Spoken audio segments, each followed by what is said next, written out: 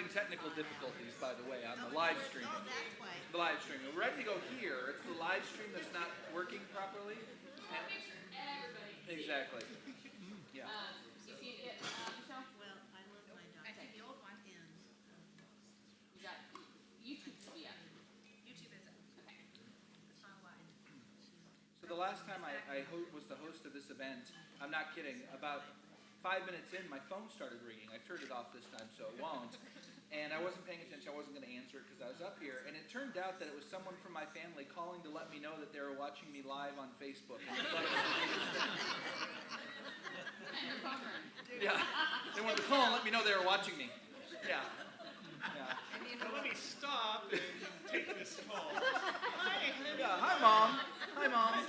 You're watching me? Oh, that's great. Yeah, I'm busy right now. I know I haven't returned your calls. So At least you didn't say, oh, it's Mom, hold on, let me cancel. yeah. It's just my mom. I didn't look. I just kept professionally rolling along, but afterwards I looked and it was my mom calling to tell me she was watching me online. Yeah. So now you guys know where I get that from. Yeah. They say they think we're good. He said we'll start in about 1 minute. 1 minute. What they're saying. yes, So I'll give you exactly. a thumbs up when you see it on So the. Facebook just said it's on. YouTube is on. Okay. Oh, no. Hold on. We're good.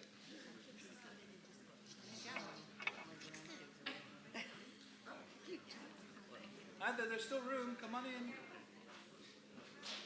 We're a minute away. A minute away from starting. We're running late. We're running late. Francis is fairly nice. I was going to say it doesn't bite.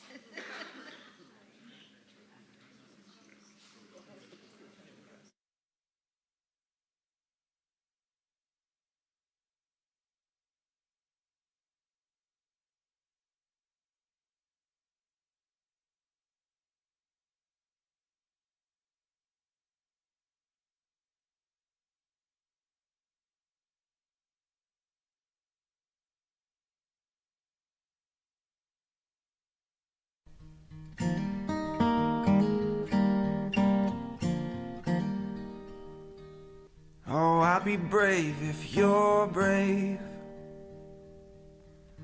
I'll be brave, but only if you're brave. Yeah, we can both be heroes, like soldiers in their nice clothes, like soldiers in their nice clothes, together. And it could be just you and me. We'll be family. Just wait and see.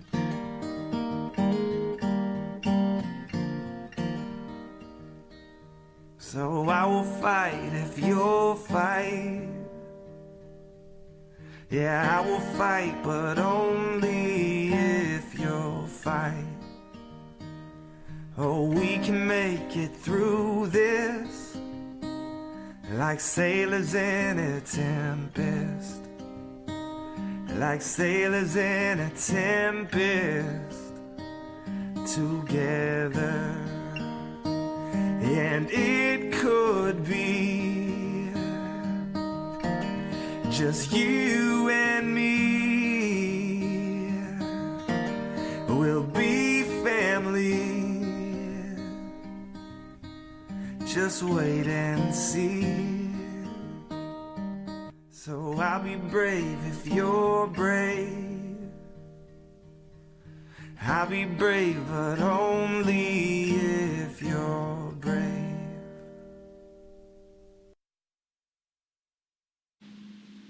All right. Welcome, everybody. Good evening. Thank you for joining the Lung Cancer Living Room, hosted by the GoTo Foundation for Lung Cancer. We're so excited to have so many of you here with us tonight. As you can see, we've got a full crowd, and we're very, very excited about that. For those of you who weren't aware, I am not Danielle. She is much older than me. It's true. She just celebrated her birthday, and so she's older than me again, briefly for a period of time. And certainly Bonnie is not with us either. They're actually in Ireland as a family for a wedding, and so we do miss them. But I have a sneaking suspicion. We were talking earlier. Bonnie tends to be an early morning person, and I would not be surprised if she's actually online watching. So Bonnie, welcome. Hi, We're glad to have you watching, and thank you for what you've started here. Because look at this amazing, amazing crowd. So I'm very excited. As usual, we'll get started with an around the room here in just a moment, but we'll do a really quick introduction. We'll save a deeper introduction for you later. But joining us tonight, as many of you had seen, Professor Heather Wakely from Stanford University and Dr. Amy Moore from the Go-To Foundation. Absolutely clap. And again, I'm David LeDuc. I'm the Chief Growth Officer for the Go-To Foundation for Lung Cancer. I've been with the organization for about 4 years now and in the lung cancer space for about 10. And I'll share a little bit more about my story and how it relates to our topic for tonight around how lung cancer is really shaping the treatment paradigm for a lot of other cancers. Just an early thank you to all the people on staff who've gotten everything set up for tonight. Thank you, all of you, for coming out. Thank you for my second or third glass of sparkling wine here. It was a late start, okay? So I might have had an extra glass to get us going, but we are excited. So as usual, if it's okay, what we'll do is we're going to get started with the Around the Room. A shout out to the people online. Dr. Jennifer King is hosting our Facebook feed. I think Kim Parham is on the YouTube one as usual. For people who are online, welcome. Thank you for joining us, and feel free to ask questions. We'll do our absolute best to get them in, but we can't always guarantee we're going to get to every single question. Just know that we do take those questions and try to respond at a later point if we're able to. And then normally it's Amy and I kind of hosting things on the Facebook. So we're sorry we're not on there with you. We miss you, and we'll be back next month online with all of you. So thank you. So who wants to get us started with the Around the Room? Don't all speak up at once, or I'm going to call on somebody. And we do have some more seats up front. Yeah. Anybody standing and would like to Yeah, come on sit, in, please. so- But yeah, if you want to get us started, that'd be great, and we'll get it going. Okay. Yeah. My name is Tina, and I came here about 7 years ago, and Bonnie was or 8 years ago, I think. And Bonnie was my inspiration. I was, right finished with chemo and radiation, and I looked at her, and she was 6 years at that time out, and now she's 14. Yikes. Anyway, she gave me so much hope, and now I think I can give it to a lot of other people too. I just had Absolutely. a PET scan and a brain MRI last week, and they can't find anything. So, and that's been 8.5 years. So I'm on my way to meet up with Don, who's celebrating his 10th cancerversary this weekend.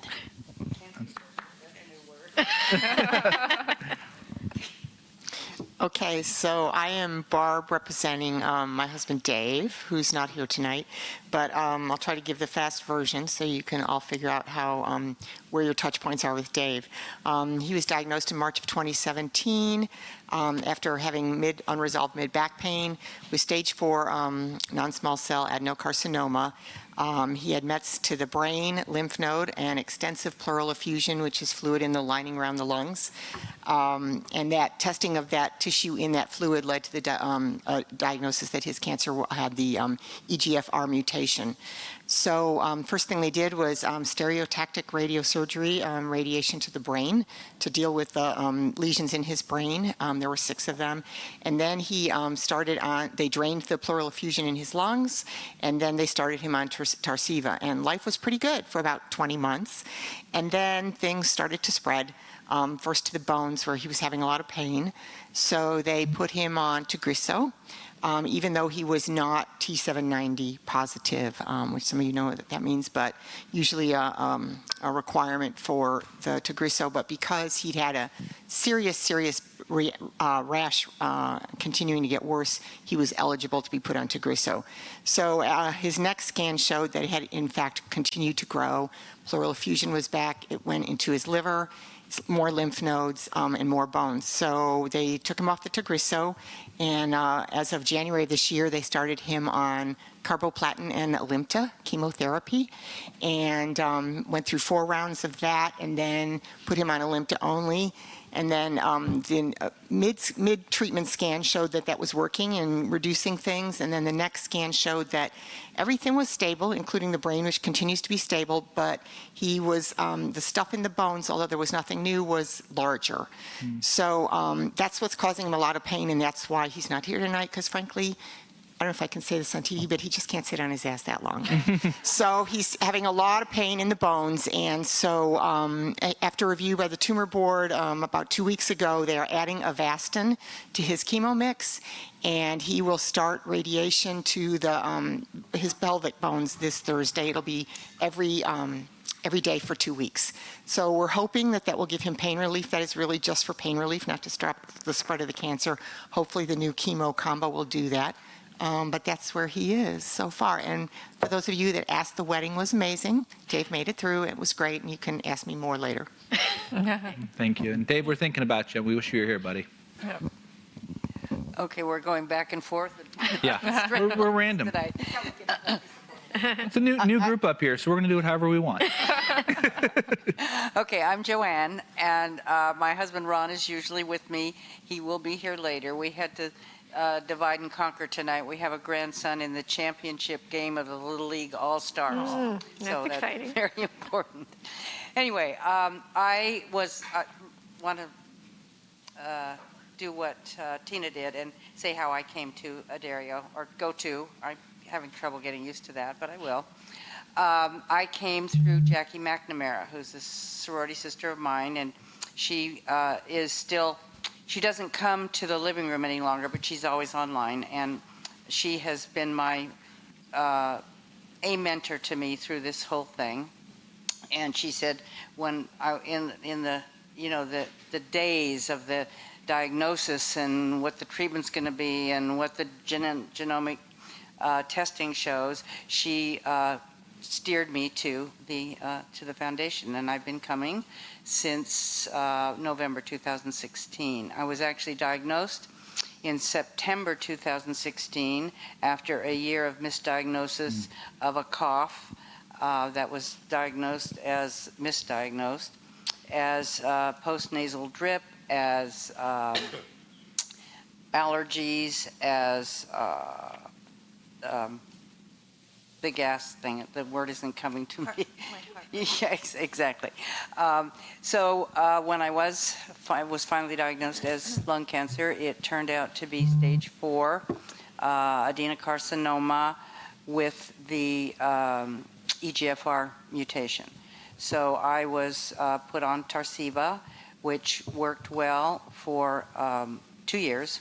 What it did to me I did have some rash like David, not as severe as his, but what happened to me is I got the head scabs. And as a result, toward the end of the second year, my head was like it had a helmet on it. When I changed to Tagrisso, the scabs went away, but the hair went with it.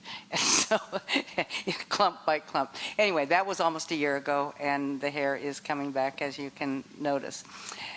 Anyway, toward the end of the 2 years, about the 23-month point, a study that I was in, am still in, at Natera, blood biopsy to show progression through the presence of circulating tumor DNA, showed that my circulating tumor DNA was going up. So Dr. Blakely ordered the further test, and that name is escaping me too. Anyway, to determine what it was, and it was the T790M. So I've been on Tagrisso now for 9 months, and I'm still having the every 3 months blood tests at Natera, and it's still showing 0 circulating tumor DNA. And I just had 6 months CT scan and MRI, and they were clear. Well, not clear, stable. Apparently this mass, whatever's left of it in my middle lobe, is never going to disappear, but nothing's changed. That's great. And that's me. I'm Rick, and I'm Tina's husband. And all I want to do is wish all the fathers in the room a happy belated Father's Day. Thank you, sir. I'll go over. Go this way. All right.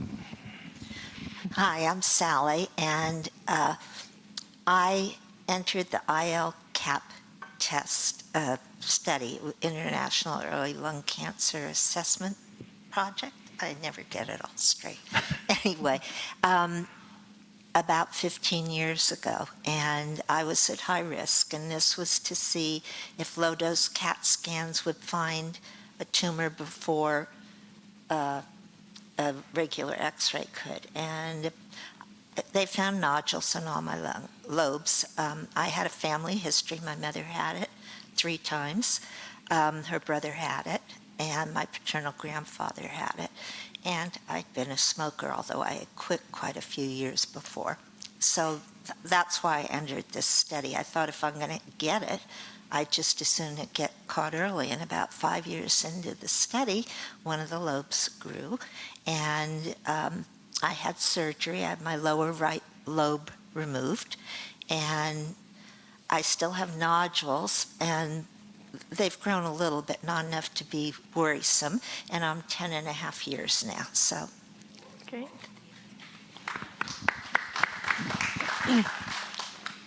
So I am Surinder Batra, and this is my first time here.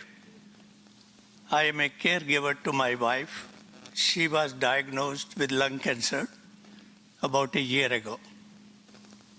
She was diagnosed by accident. She was having insomnia for 3-4 nights. She could not sleep at all. So when we went to the doctor, they checked her lungs, and one of the lungs did not respond at all. So they discovered that X-ray, CT scan, that she had pleural effusion, a significant amount. They drained 1.3 liters 1 week, and 2 weeks later another 1 liter. But when they tested the fluid, they said she had EGFR mutation. She had some other ROS1 as well, but they thought EGFR was the dominant, so they started treatment with Tagrisso. So she has been stable since, but a number of side effects have been very bothersome. More recently, the fluid appeared again, so they drained in April of this year. After that, we have been experiencing shortness of breath, and it could be because of the lung cancer, or she had been diagnosed with asthma for about 2 years prior to the lung cancer. So we are still not sure which one is really the cause at this time. But she's generally stable and resting at this time. Thank you. Glad to have you here. Yeah, thanks. Well, we can start out. Why don't we go over here? We'll do the outer ring next. Yeah. Yeah. Hi there, my name is Jennifer, and I'm stage 4 lung cancer also. I have EGFR exon 20. I said 19 last time. Exon 20 and PD-L1 also. I had 3 mets to the brain, and I'm down to just 1 piece of scar tissue after 1 treatment of SRS radiation, which is great. I was diagnosed in August of 2018, so I'm just coming up on a year. Currently on Keytruda and Alitma, and that's working well. I just had a scan a couple weeks ago, and I'm still responding well, and no progression, and everything is still shrinking. So other than just having had chemo on Friday, I'm feeling pretty good. Glad you could be. Yes, I'm Yeah. glad to be here too. Hi, I'm Nicoles Story, and I was diagnosed on September 1st of 2018. I have stage 4 non-small cell, and I'm EGFR positive. I've also learned that it is hereditary, and so it's, how do you say, gremlin? Germline? Germline, okay. Germline? Yep. Okay, and so I hear that it's very rare, so yay. I also, the cancer metastasized to my brain. There were 4 tumors, went to my liver, my bones, and one in my breast. A month after I was diagnosed, I had brain surgery to remove one of the tumors that was pushing on my nerves, and it was causing me to have a stroke.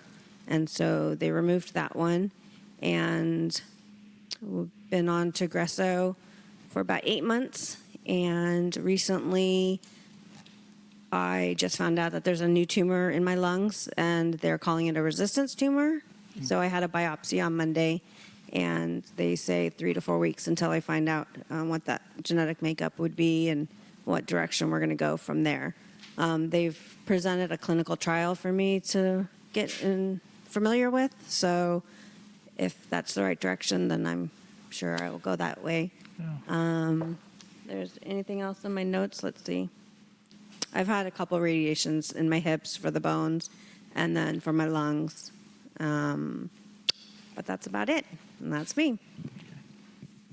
Let us know what you find out, and certainly stay in touch with Michelle and others so we can help. Okay, all right. You're in good hands. Hi, I'm Judy. I'm here as one of Nicole's caregivers, and I just wanted to come here and support her, and to find out a little bit more, I guess, about other lung cancer patients, so that I can be a better supporter for her. She's always been our number one cheerleader for all of our friends and families, and so I just want to pay back that favor and be the best caregiver that I can be. Thank you. Thanks. Hello, my name is Francis Spuit. I was diagnosed in December of 2007, so I'm at 11 years, non-small cell, stage 1B.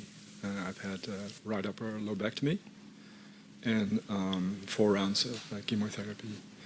I'm more familiar with some of you for my advocacy that I have done a few times in DC.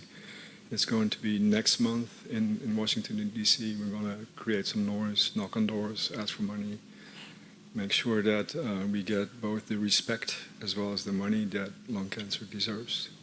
I'll do that with, last time I was there, actually the California delegation had 3. Now we're having 2 teams that go out there in Northern California and Southern California. I hope to see some of you out there as well. I think you were there. We'll have a large team there in DC for the National Advocacy Summit if you couldn't hear him. So yeah, it's important work, and thank you for your help and participation. And I think the registration's open for about another week, so if you can go to our website, you can learn more about the summit and hopefully register and join us. We could always use more in California and other places as well. Yeah. Hello, everybody. My name is Aloy, and I'm here for support for my husband, Eric. Hey, everyone. It's been a while since I've been here. I've been diagnosed 6 years ago, first time around. Stage 3A adenocarcinoma at the age of 30. Had a lobectomy, chemo, etoposide and cisplatin, and radiation, and was cool, was doing great until about 2 weeks ago when they found a recurrence. So that's where I'm at now. Actually, a week from today, I'll be having surgery to pop out 3 lymph nodes that are lighting up in the middle of my chest. So we're going to hope to just get those suckers out and get me back on the road to healthy living, staying positive, staying strong. It's not my first rodeo, so I have a lot more hope at this time around than the first time. Bonnie was a huge help for me the first time around. I was basically had given up after everything I had heard. I wasn't in touch with anybody. There's no statistics on someone getting this at my age. You know, it was really hopeless, but Bonnie and coming here was super helpful in giving me some of that hope and knowing that there's a chance that we could live through this thing and beyond it. So also met Francis at the Advocacy Summit years ago, and probably can't go this year as it's a little close to my surgery date, but I highly suggest it for everyone that can go. It's hugely impactful and a great thing for you all to get involved in. Get some FaceTime in DC and rattle some cages. So, Thank you. Let us know how it goes. Yeah. Yeah. Thank you. Can I start with you? Work our way that way. Oh. Yeah. Yeah. Hi. This is my first time here. My name is Ivica Milicevic. I'm here with my daughter, who has been coming here for a while because I was not feeling well. But I will refer to her to explain my situation. Hi, everyone. I'm Katarina, as many of you know. So she was diagnosed November 2018, somewhat by accident. She had been babysitting my niece who had croup, and then she developed a cough and went to the doctor, who sort of intuitively felt like the cough sounded strange and immediately just ordered a test. So within 5 days, we knew. So she was diagnosed with stage 4 non-small cell adenocarcinoma with PD-L1 5%, negative for EFGR, ROS1, ALK. She did 4 rounds of carboplatin, Alimta, Keytruda, and then we did the maintenance of Alimta and Keytruda. The first 2 scans showed stability, no progression, no shrinkage, but the last scan at the end of April showed subtle growth. So we've been in the process of discussing the next step. She has a biopsy tomorrow for part of the screening, or not part of the screening. She's doing screening for the Nectar clinical trial, which will likely start in about 10 days. And the biopsy is part of that, but we also want to look at a mutation that kind of came up in the blood biopsy that Amy has been helping us understand. And yeah, that's kind of where we're at now, is the clinical trial and seeing where that takes us. My name is Fred Palmer. I was diagnosed with non-small cell lung cancer in October of 2013. My last course of treatment was immunotherapy, which ended in September. And so far, I'm stable. And there's been no progression appearing on PET scans. I'm also involved in the Natera clinical trial, which is to monitor for any progression with a blood biopsy. Hi, I'm Grayson. I was diagnosed in February of 2015, stage 4 adenocarcinoma. I did not have any of the genetic mutations, so I was going down the path of straight chemo. I started with carboplatin and Alimta and went through 4 cycles of that. And that was really effective. It took care of my lung tumor and my lymph node tumors.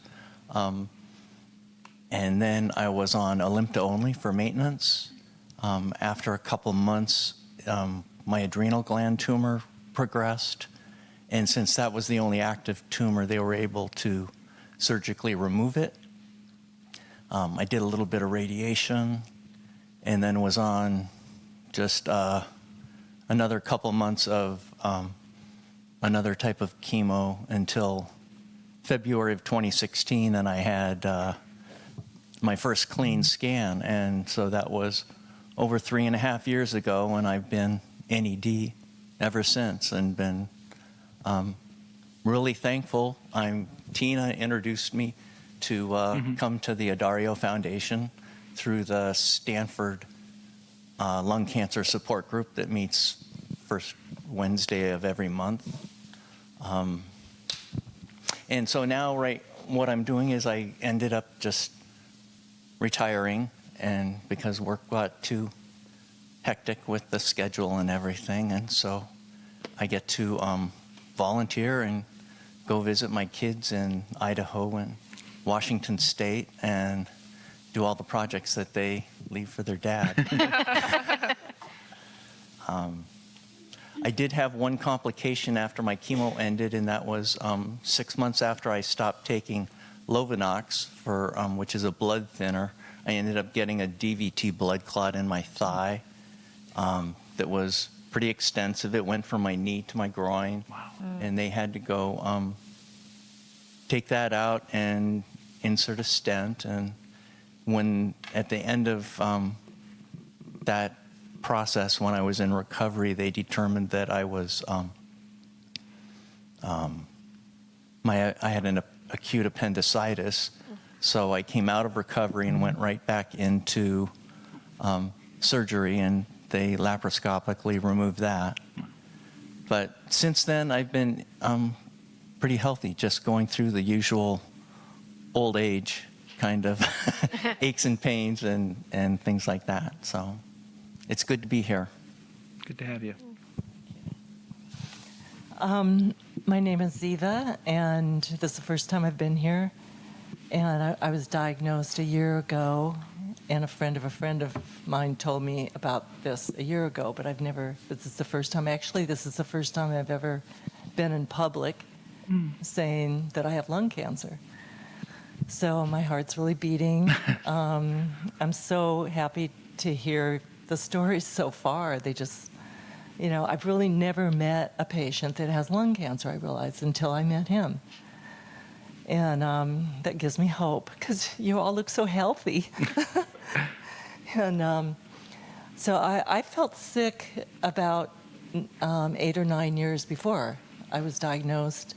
My feet were weird, the color of my skin was weird, I couldn't sleep, I was very anxious, and I'd have blood tests, but they couldn't find anything. And then, then I couldn't even, think very well for a few months. And then I went in to the doctor, and she had me have an x-ray, and she thought it was pneumonia. So for a month I was on antibiotics. And that was, anyway, that's a long story about that. But, and then I found out that I could take Tagrisso. So that's been, I guess they said, I was really lucky for that. I've been pretty good, feeling pretty good. And then the original tumor grew. So it was suggested that I have radiation. Someone else said maybe a biopsy, and so I've been going through craziness around that. And then today I figured radiation when I talked to the radiologist, and I thought, well, when we talked, he's going to do a lower dose than the normal 10 every time. So anyway, I guess that's about it, unless you can remember some more stuff I forgot. Hi, I'm Jim. I'm Ziva's husband, and I do want to, commend all of you very brave people here who are very encouraging. Ziva is stage 4, and she does have an EGFR mutation with a 19 deletion, and I think you summed it up pretty well. Yeah. The thing I didn't say is to start with, she had, they thought 3 lesions in her brain. When they did the scan, there turned out to be 5. And before the genetic testing results were back, she had stereotactic radiation too. And as they planned for that, they discovered 5. 2 are not detectable anymore, and the other 3 are stable. Her liver was saturated. Too many to count was the description at the time.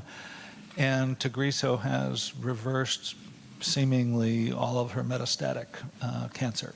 It's just her original tumor they couldn't decide if it was remaining the same or was growing at the 3rd check. So we're 9 months in.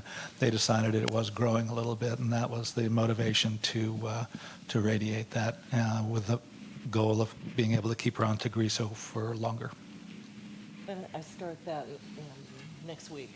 Mm-hmm. Yeah, it was actually kind of, I love the internet today. Your email to say, hey, join us if you can. We were going out the door, literally this morning we were here on the peninsula to meet with the radiologist and decided just to stay and come on down. And so we're so happy to meet all of you and be here together. Well, glad you could make it. And as we say, sorry it has to be under these circumstances that we meet people, but we're glad you found us, and we're glad to have you here. And hopefully you'll be able to continue to come and share your story and inspire others like you've been today. So thank you.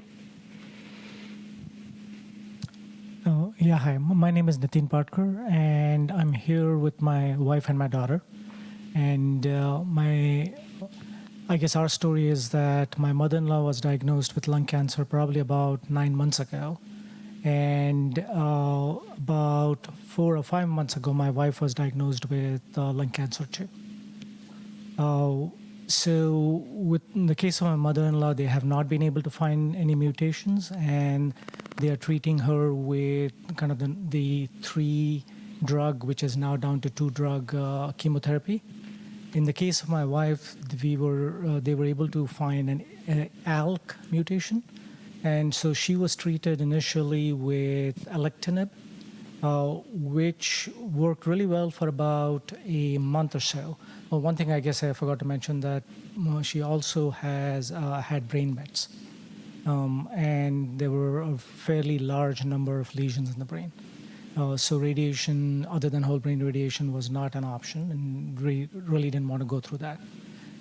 After about a month on alectinib, she had a very bad reaction to it, and so now they stopped it for a little while, and now she is on another drug called Alunbrig.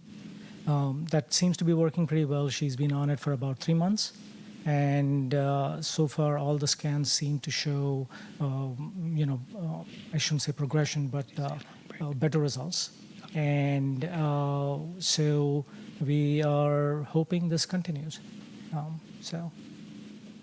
And so we are very glad to be here, and it's really good to be educated and listen to all of you. Thank you.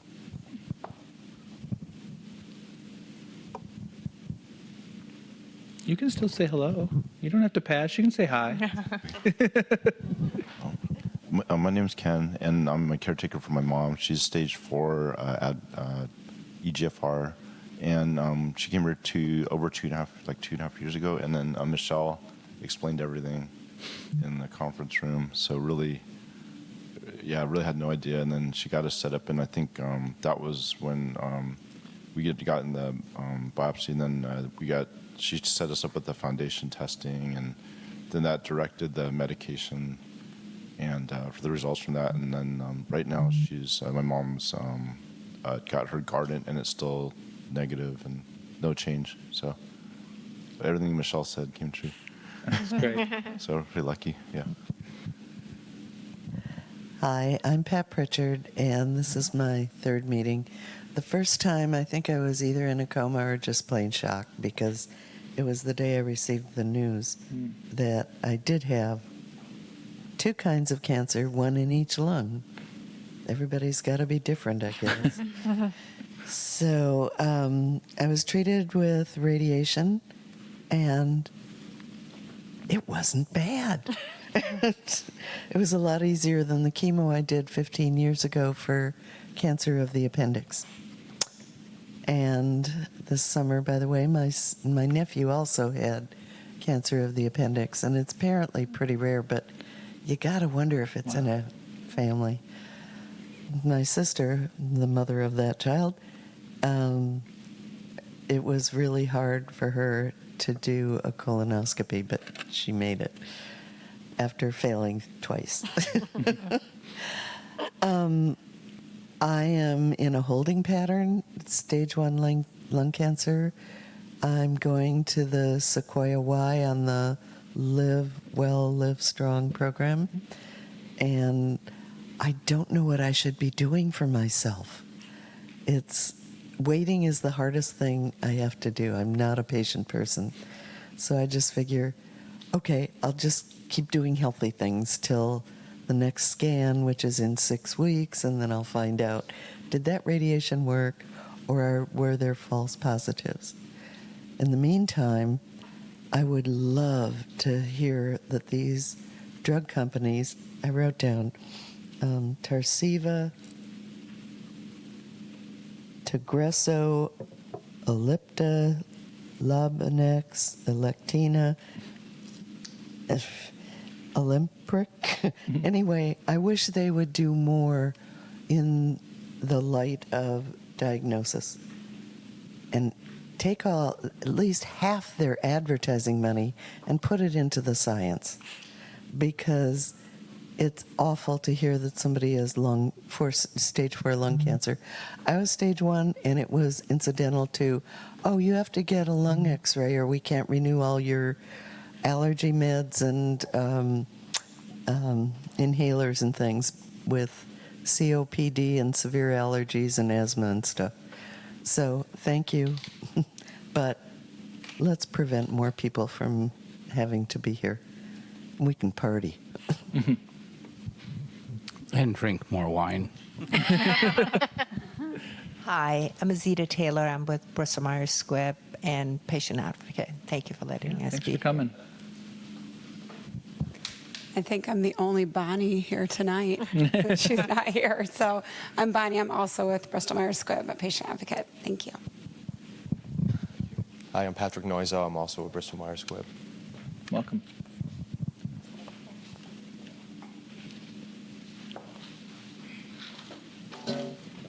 Hi, I'm Evangeline. Good evening. I've been coming here to this living room since August of last year, and I'm very thankful I found this family, which I call my second family, because it has really given me hope, and it changed really my outlook on having this illness. With that word hope, it really gave me courage and given me hope, because when I was diagnosed March 13, 2017, I was really fighting and in denial because I was never a smoker, and I always questioned why I had this.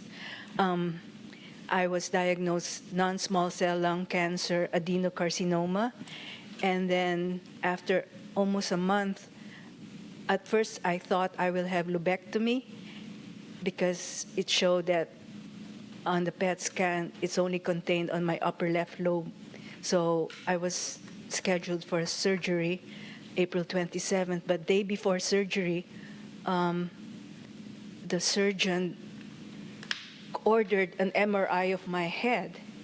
And I said, why? Because I'm already prepared. I had my pre-op exam, and the nurse said, oh, just for precautions, or we want you to, I don't know. So day before surgery, I had an MRI of my head, and they found an 8-millimeter tumor on my right brain and 12-millimeter tumor on the left bone of my skull. And so the surgery was canceled the following day, and my surgeon oncologist called for a meeting the following week, and I was referred to a medical oncologist in Stanford, and that's Dr. Neil, who will be here in September, I heard. Anyway, so I was diagnosed, I was categorized stage 4 on April 27th, and that really was, it was devastation. Anyway, so I was put on, I was EGFR positive, and I was put on immediately on Tarceva.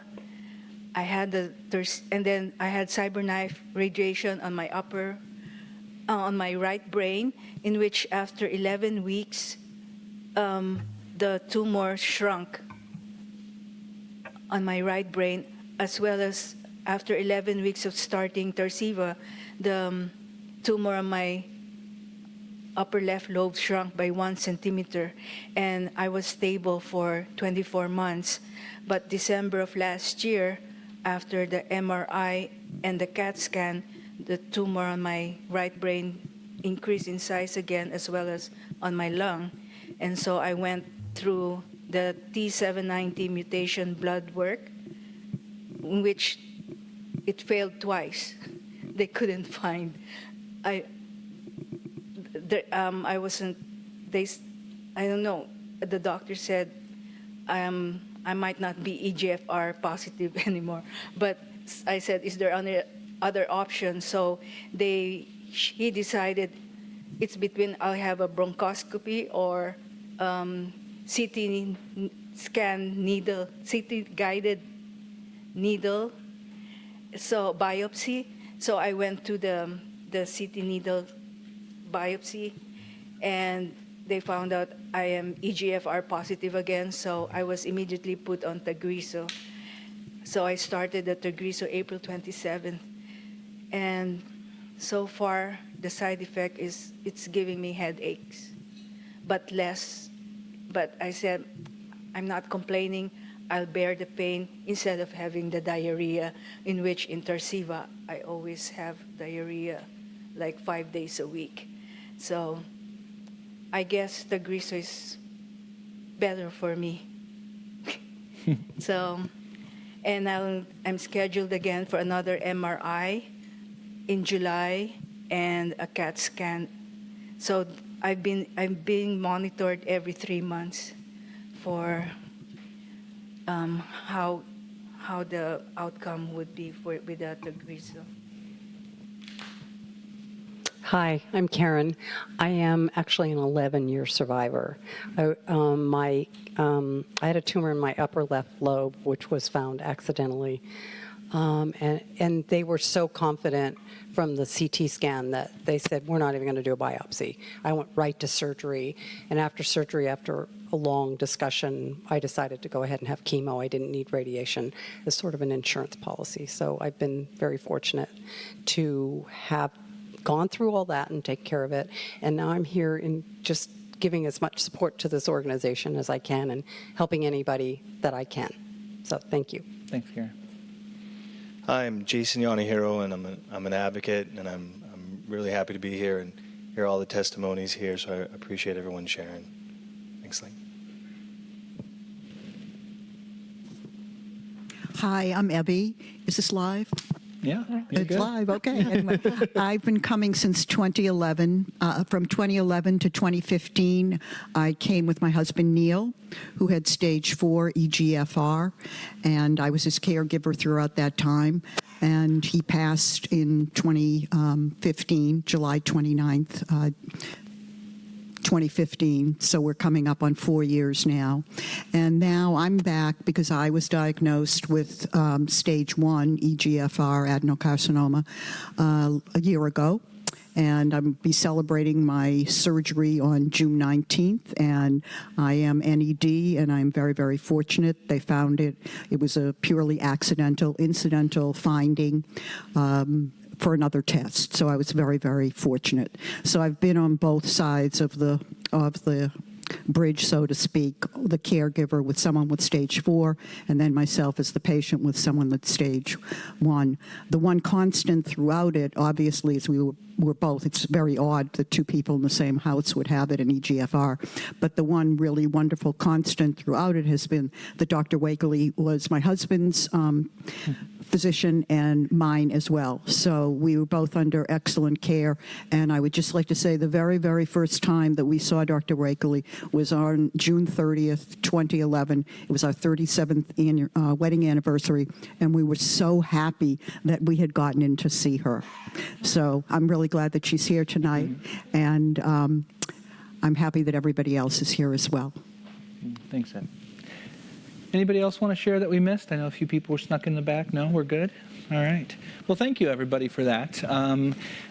You were mentioning, first time talking about lung cancer in a space, and I've got to say, I think I've heard that from so many of the people in the room who've come here and for the first time, and it's a shame that more people aren't able to feel comfortable to really be able out there talking about a lung cancer diagnosis, and certainly the stigma plays a role with that. But the truth of the matter is it ties a little bit into today's topic, and the truth of the matter is what's happening in the lung cancer space is really changing the paradigms for a lot of other cancers and what's taking place in the research world.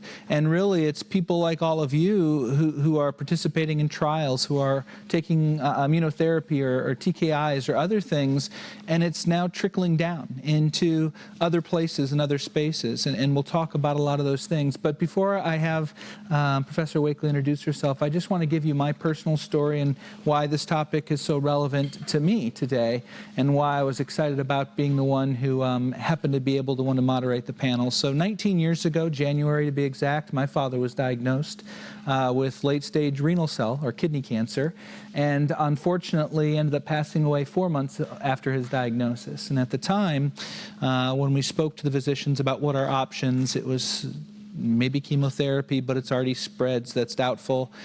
Anti-angiogenesis was kind of an idea that they were talking about. There was one trial taking place, but the truth of the matter is there wasn't any hope for my dad. There just wasn't, and we recognized that, and he passed away 4 months later.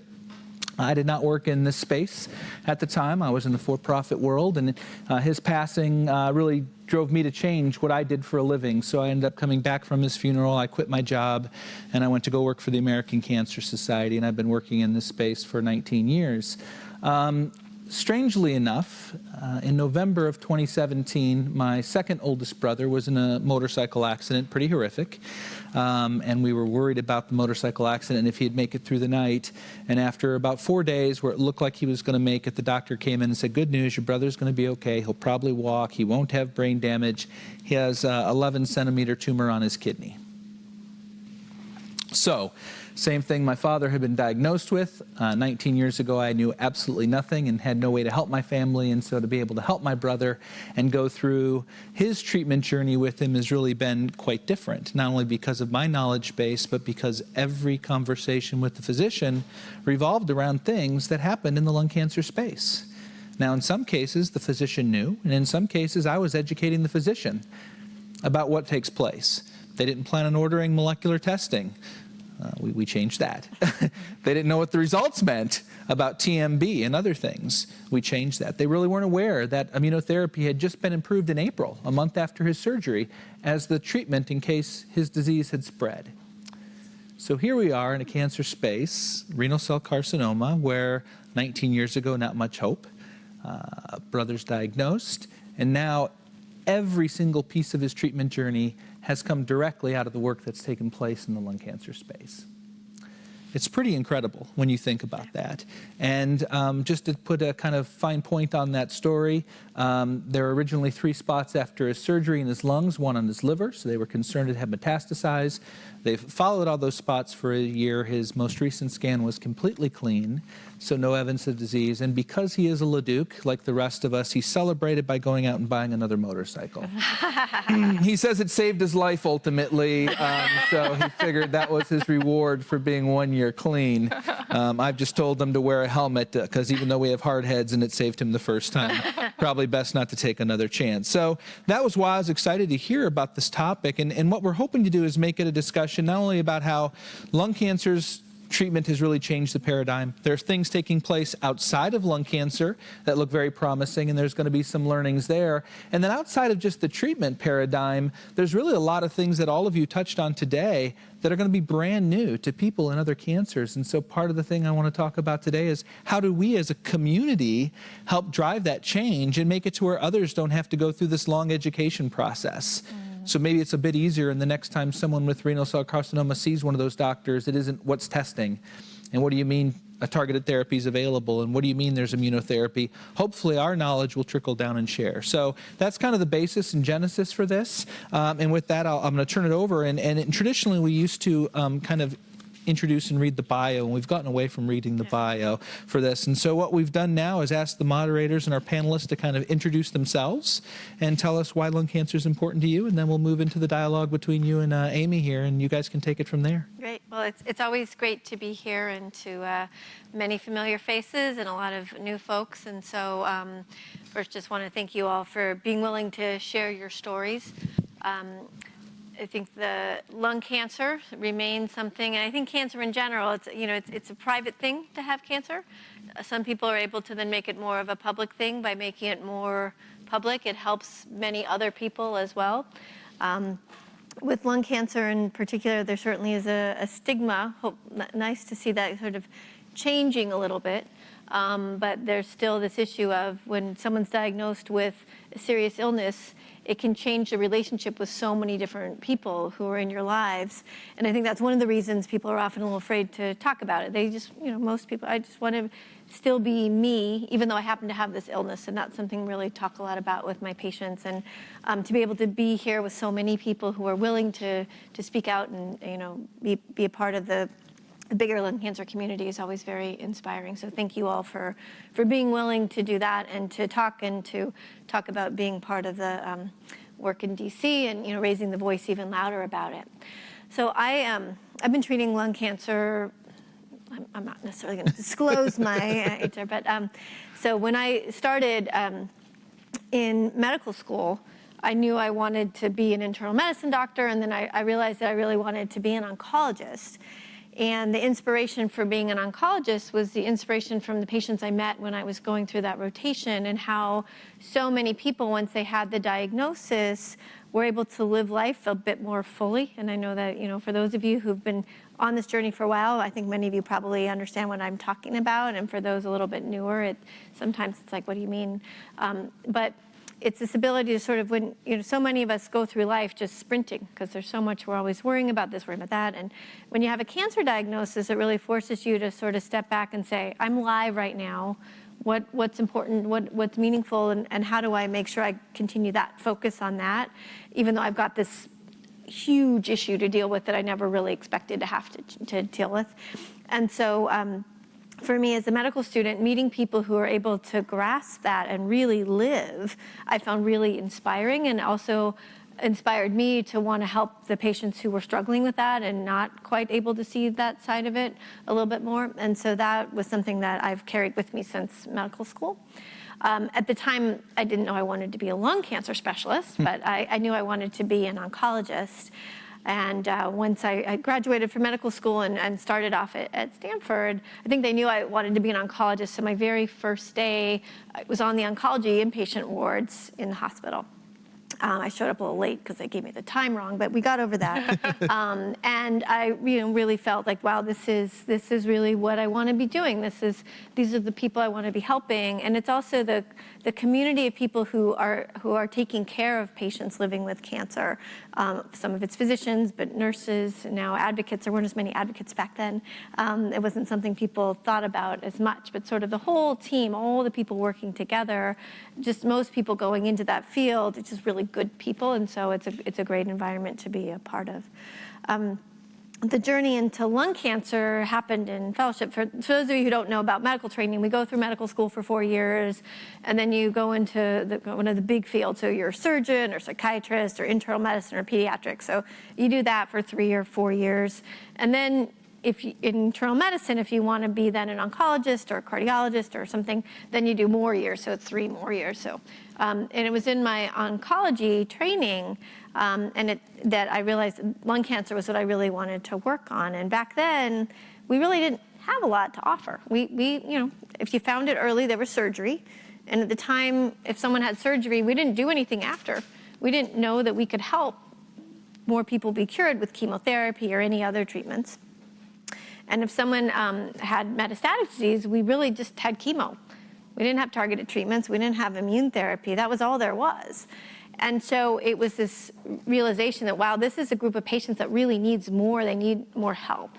And it was something where I felt like that was an okay fit for me. And there also wasn't anyone focused on it at Stanford at the time. So it gave me a chance to build up a program so that we could offer trials to patients who came in with any kind of stage of disease. And at that time, it was just all lung cancer. We didn't even separate it out by adenocarcinoma versus squamous carcinoma. I mean, we had small cell and non-small cell, and that was it. And then we had the chemotherapy. So it was definitely a feeling of like, wow, there's so much that we need to be able to do to offer to these patients who are dealing with this illness. And also, like I said, there really weren't a lot of people as excited about it, but I had an opportunity to go to some conferences, and I was able to meet other people working in lung cancer. And at the time, because we didn't have a lot of exciting things to do, the people in the field were really dedicated to helping their patients with the disease. And I realized this was my field when I was fortunately invited to be part of a conference that happened to be in Hawaii, so that part was nice. But I realized that I actually wanted to be in the lectures and not out on the beach, because it was really interesting to hear what others were doing to help people with lung cancer. And then things got really exciting. So that was my foray into it, and I was able to build up the program at Stanford. And now I have 6 wonderful colleagues who are medical oncologists. We've got 5 surgeons and radiation oncologists. You've heard Dr. Neal's name come up a few times. He is coming here in September, and he's fabulous. And Dr. Prada, Dr. Ramchandran, Dr. Das. It's a great team. And so wonderful people that I'm working with, and then wonderful nurse practitioners and nurses, and I mean, just a whole group of folks. But we also now have so many more things we can offer to our patients. And so I remember kind of first learning about these drugs, this EGFR targeted drugs, and going to the first presentation with the drug gefitinib, also called Iressa. And at the time, we didn't know about the EGFR mutations. We just knew that these drugs, if you gave them to people, about 10% of lung cancer patients had phenomenal responses. It was like, wow, that's great. And so we were trying to figure out, can we give this with chemo, and looking at it in other cancers, colon cancer, different diseases. And then this papers came out showing, well, actually, the reason that this certain percentage of patients respond is because if you test their cancer, you can find a mutation, a change in the DNA in just the tumor, but not in the rest of the person, in the EGFR. And if they found that, those are the people that responded. And if you didn't, those people didn't. And then there was this IPASS trial where, based on the earlier information, that this 10% of people, and the 10% happened to be mostly people who hadn't smoked, who got lung cancer, and happened to be, at least in the earlier trials, more Asian and mostly women. And so there was a study done comparing this drug, EGFR drug, versus chemo in a group of patients who were non-smokers. The study was done in Asia. They happened to mostly be women. And the results came out, and it was kind of confusing until they went back and did the testing and separated out, this is the group that has the EGFR mutation, and this is the group that didn't, but happened to have all those other characteristics. And when that analysis was done, it was really clear that if the mutation was there, it was much better to get that EGFR-targeted drug versus the chemo. And if you didn't have it, it was not a good idea to get the EGFR drug. And so that was when we just shifted the way we thought about lung cancer and decided, oh, okay, we have to test. Because I need to know if someone has this EGFR mutation, because that's how I could best help that person treat their disease. And so that was really that really changed the way we thought about treating lung cancer. Now, in other kinds of cancers, they had already known about that, but for very small numbers. So there were some of the liquid cancers, they knew about particular mutations that were found every single time there were particular, like CML. That if someone had this kind of chronic leukemia, CML, they almost always had the exact same mutation. And so that was one of the first things that we could target. So that was really, that made sense. And in lung cancer, we realized, well, okay, we can find this specific gene mutation in about 10% of all cancer patients with lung cancer. What about that other 90%, right? And that really then started the wave of understanding. So then in 2007 was when ALK was discovered. So ALK stands for anaplastic lymphoma kinase. So it's actually not just in lung cancer. It's actually in some other types of cancers as well. But researchers in Japan figured out that in like 5% or so of lung cancer, you could find this one gene, ALK gene, and then we learned what we did from EGFR, so is it the same in ALK? And sure enough, if you give an ALK drug, it's better than chemo, but you have to know that ALK is there. You can't just guess. And now, when we talk about it, it's not just EGFR and ALK. There's ROS and NTRK and BRAF and HER2, and the list goes on and on and on.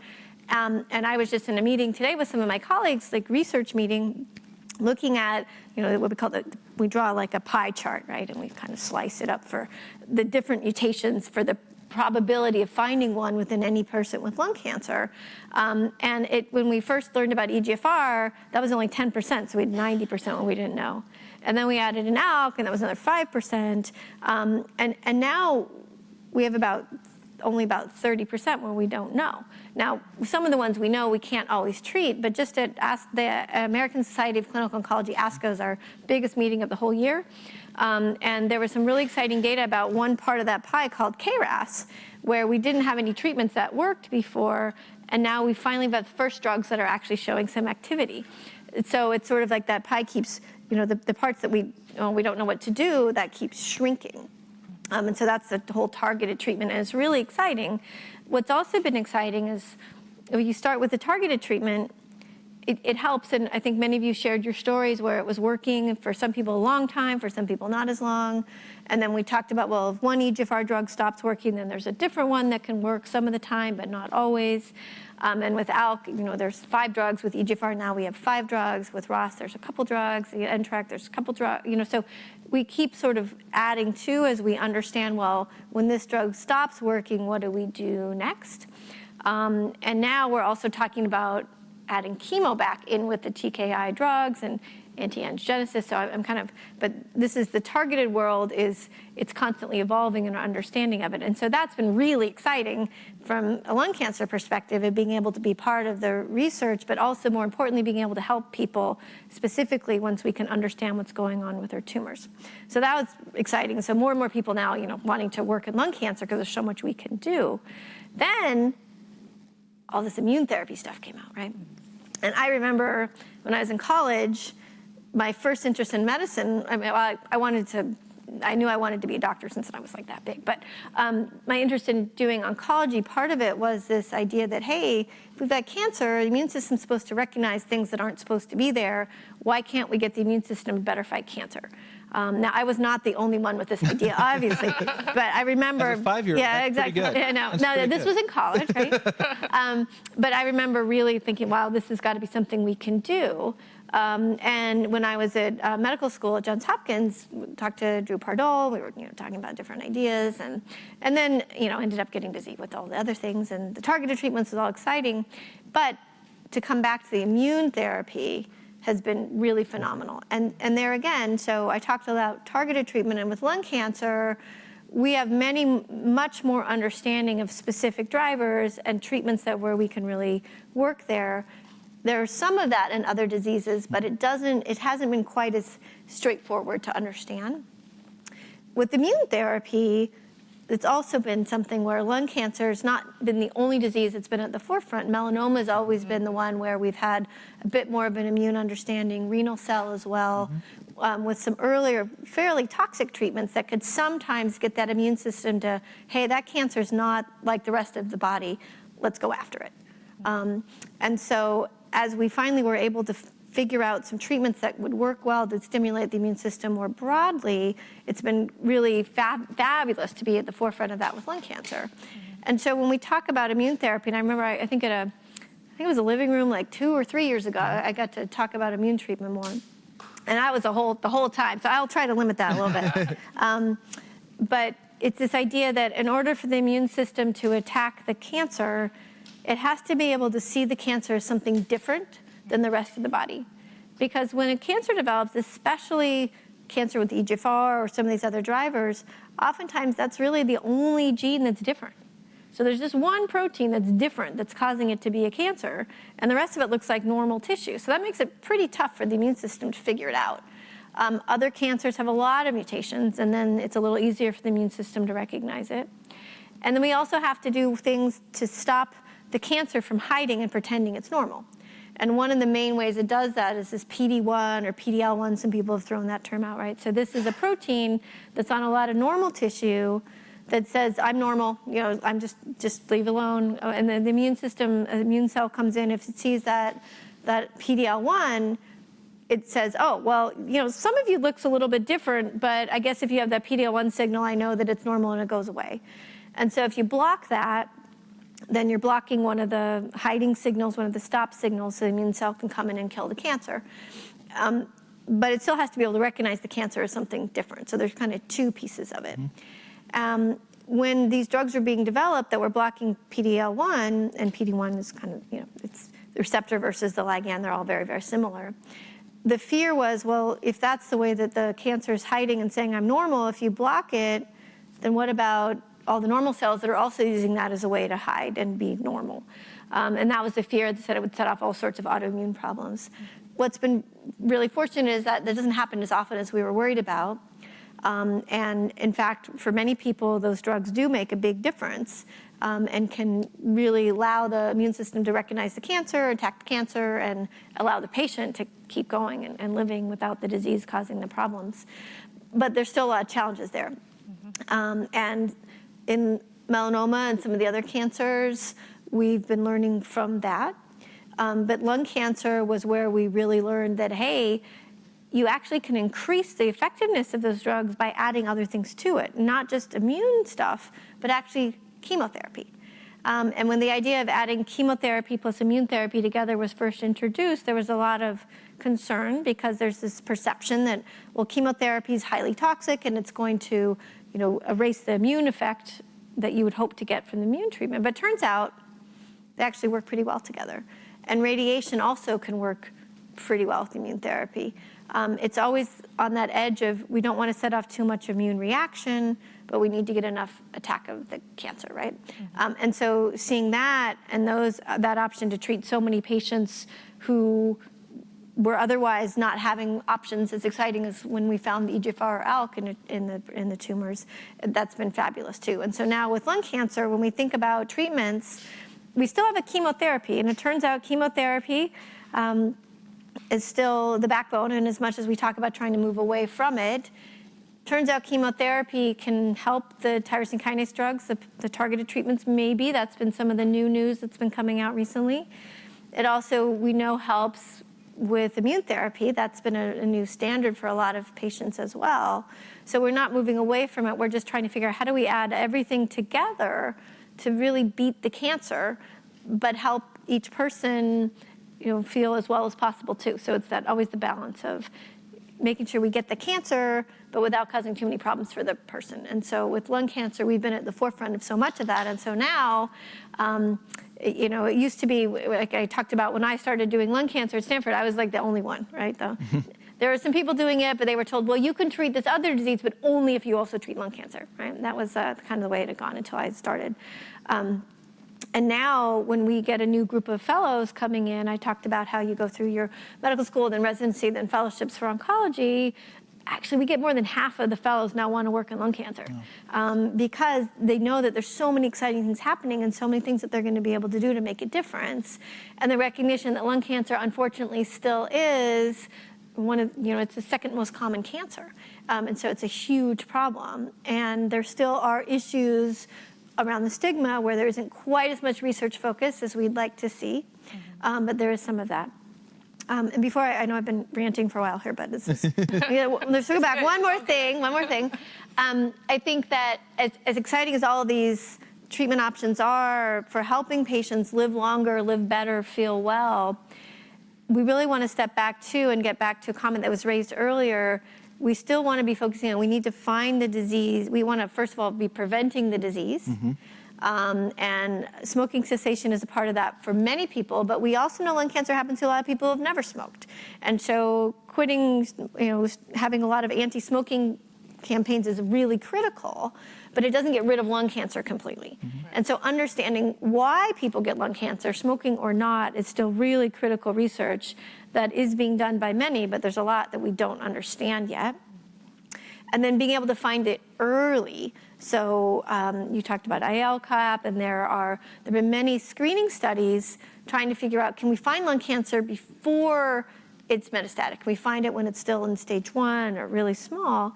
And we know now from many trials that screening CT scans can find cancer early and can actually lead to more cures.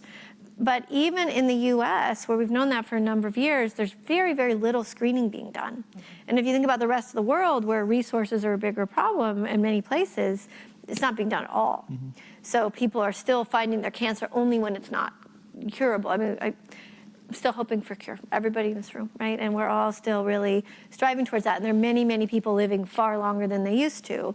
But if we can find it when we can remove it, or ablate it, or radiate it, then that's going to lead to more cures. So we still got to be focusing on that too. And screening is something that goes across multiple cancers, so I think it relates to this topic today too as well. So this is a challenge where we know women get mammograms, and we know we're supposed to get our colonoscopies, but the screening for lung cancer is just not being adopted yet. And there is a lot of research being done on blood tests, other things that'll make it easier, but we've got a long way to go there still too, right? And then how do we take all the stuff we've learned in metastatic setting and change cure rates when it's found earlier? And that's a lot of research happening there also. There's a lot to unpack That's what I was thinking too. By the way, when we were talking about this topic, we were like, There's no way it's a 2-hour top. There's no way this is like a 4-day Come on, conference. you know I can talk. Yeah, you know, this is like a 4-day yeah. conference because there's so much here, because it really does touch on screening and early detection. Why are people getting it? That can be done across tumor types to try and figure out those commonalities where immunotherapy and targeted therapy go next. There's so many, but I know you had some questions that you want to pose or some thoughts too. Yeah, I mean, I want to kind of back it up to the first topic you addressed, which is targeted therapy. Yeah. And it was exciting to go to ASCO and hear, the advances that are occurring in that space, and, in particular for KRAS. I mean, that is a major advance in the field, but we heard data on, new drug for ROS1. We heard, updates on studies for RET. So, the reality, I think, is that targeted therapies are extending, improving, saving lives. Right. And now we have survivors. I mean, this room is filled with them. People who are living and doing well, and now have a seat at the table for driving research forward. And I think that's been an area where we have, had a lot of productive and meaningful relationships working with patient groups to, interact and have that dialogue to inform meaningful research. What's research that will advance the field? What's research that helps patients? And, just had a call today talking about how all these groups are coming together and uniting. And so I also had a conversation with Dr. Karen Kelly yesterday, just talking about the opportunity for kind of real world trials and engaging with patients on that front. And so we were thinking about what are ways that patients can be involved. It's certainly going to the Advocacy Summit, participating in our lung cancer registry. There are so many kind of easy ways for patients to be part of the solution now. What are your thoughts on, how that's working, how, we are seeing that in lung cancer, I think, in particular, as we keep carving that pie into these different pieces, that each of those groups is really getting engaged. And how do you work with patients in your own research? Are you actively working with them? Yeah, so lots of questions in that, right? Yeah. Lots of questions. So I'm going to, the first part I want to address is about the key role of patients and patient advocates, right? And I think it's, and again, to commend all of you for being here today, because it's about the awareness of the disease, about, there's the sort of the social support for people who are newly diagnosed and not knowing where to turn for information and not knowing what to do, and that feeling of hopelessness that many people have, and say, oh, wait, you also have this disease and you're doing okay, and maybe I'm going to be able to be okay too, and this is someone I can trust because they're going through the same thing I am, and they're hopefully not talking in medical jargon, or they're helping me to make sense of it. Now, you have to be careful too, because there are going to be nuances that might not be as well understood, but just to know that there are other people on that journey also is so critical. But then it's also taking what is known and being able to get it out there to people who maybe aren't here in the Bay Area, where we're surrounded by academic medical centers and where everybody knows to get at least 2 opinions, and to ask. But for someone who's in a remote place with an oncologist who is doing their best to stay up on everything, but they're having to know 20 different diseases. So they might not be able to be right there where, I'm very privileged that I can just narrow in on, just a couple of diseases, and so can really be an expert in that. But no one would want to come and ask my advice on breast cancer, because that's not something I do all the time anymore. Right. So, to be able to have advocates and support networks for people who are in the middle of a small place and can say, I just got this diagnosis, I'm so overwhelmed, have a network to reach out via the, it's so great having the internet and having ways that people can communicate about this knowledge. And also to give people a voice to advocate for themselves. So the testing, right? We talked about targeted treatment and how exciting it is and how many new treatment options we have, but if a tumor doesn't get tested, you don't know what's going on, and then you don't know how to help the patient the best way. And there's still a lot of places, some not even that far away, where the full testing isn't being done. And so I think that the patient advocate groups especially have been such a critical voice in raising that awareness and really pushing to tell, make sure people know this needs to be done. We're not able to give the best possible care to patients unless the patient knows what's going on with their tumor. And they're not going to know what's going on with their tumor unless they get the testing. And so to raise voices as advocates, as patients, as people living with this disease, is often heard far more when it's just the doctor saying we have to do this testing, right? Because then they, well, yeah, of course you want to do the testing, right? But, it's like, no, we really need to understand how we best help people, right? And so that's been such a great thing. And I think one of the really critical things that's happened with all the strong advocacy voices is that the stigma of lung cancer is reducing, right? It's still there. Right. You still have patients where, I hear the story, they tell someone that they've been diagnosed, and instead of what can I do to help you, they get oh, did you smoke? I mean, just ridiculous questions, right? And some of that's that I think it's people don't want to have to face it as, oh my goodness, this happened to you, it could happen to me. So they try to put in a distancing question, which is, often comes out as rather heartless. And then there's also, it's just that many people don't know how to deal with someone who's facing a serious illness, right? It's not just about cancer, it's not just about lung cancer, it's just oh my goodness, you have an illness, and I don't know how I'm gonna be able to process my own emotions around that, so I'm just gonna leave, right? You hear that sometimes. So these things come out, and I think by having people open to talking about their illness and about what's going on and about how they're doing, it enables other people to talk about it, and also helps, I think, people see, oh, I'm still a person, I just happen to have this illness, and I can find other people where I can still have that normal kind of conversation where I'm not being seen as just the person with cancer. And I think by raising that awareness and doing programs like this and, having people able to talk about it, that is so important also.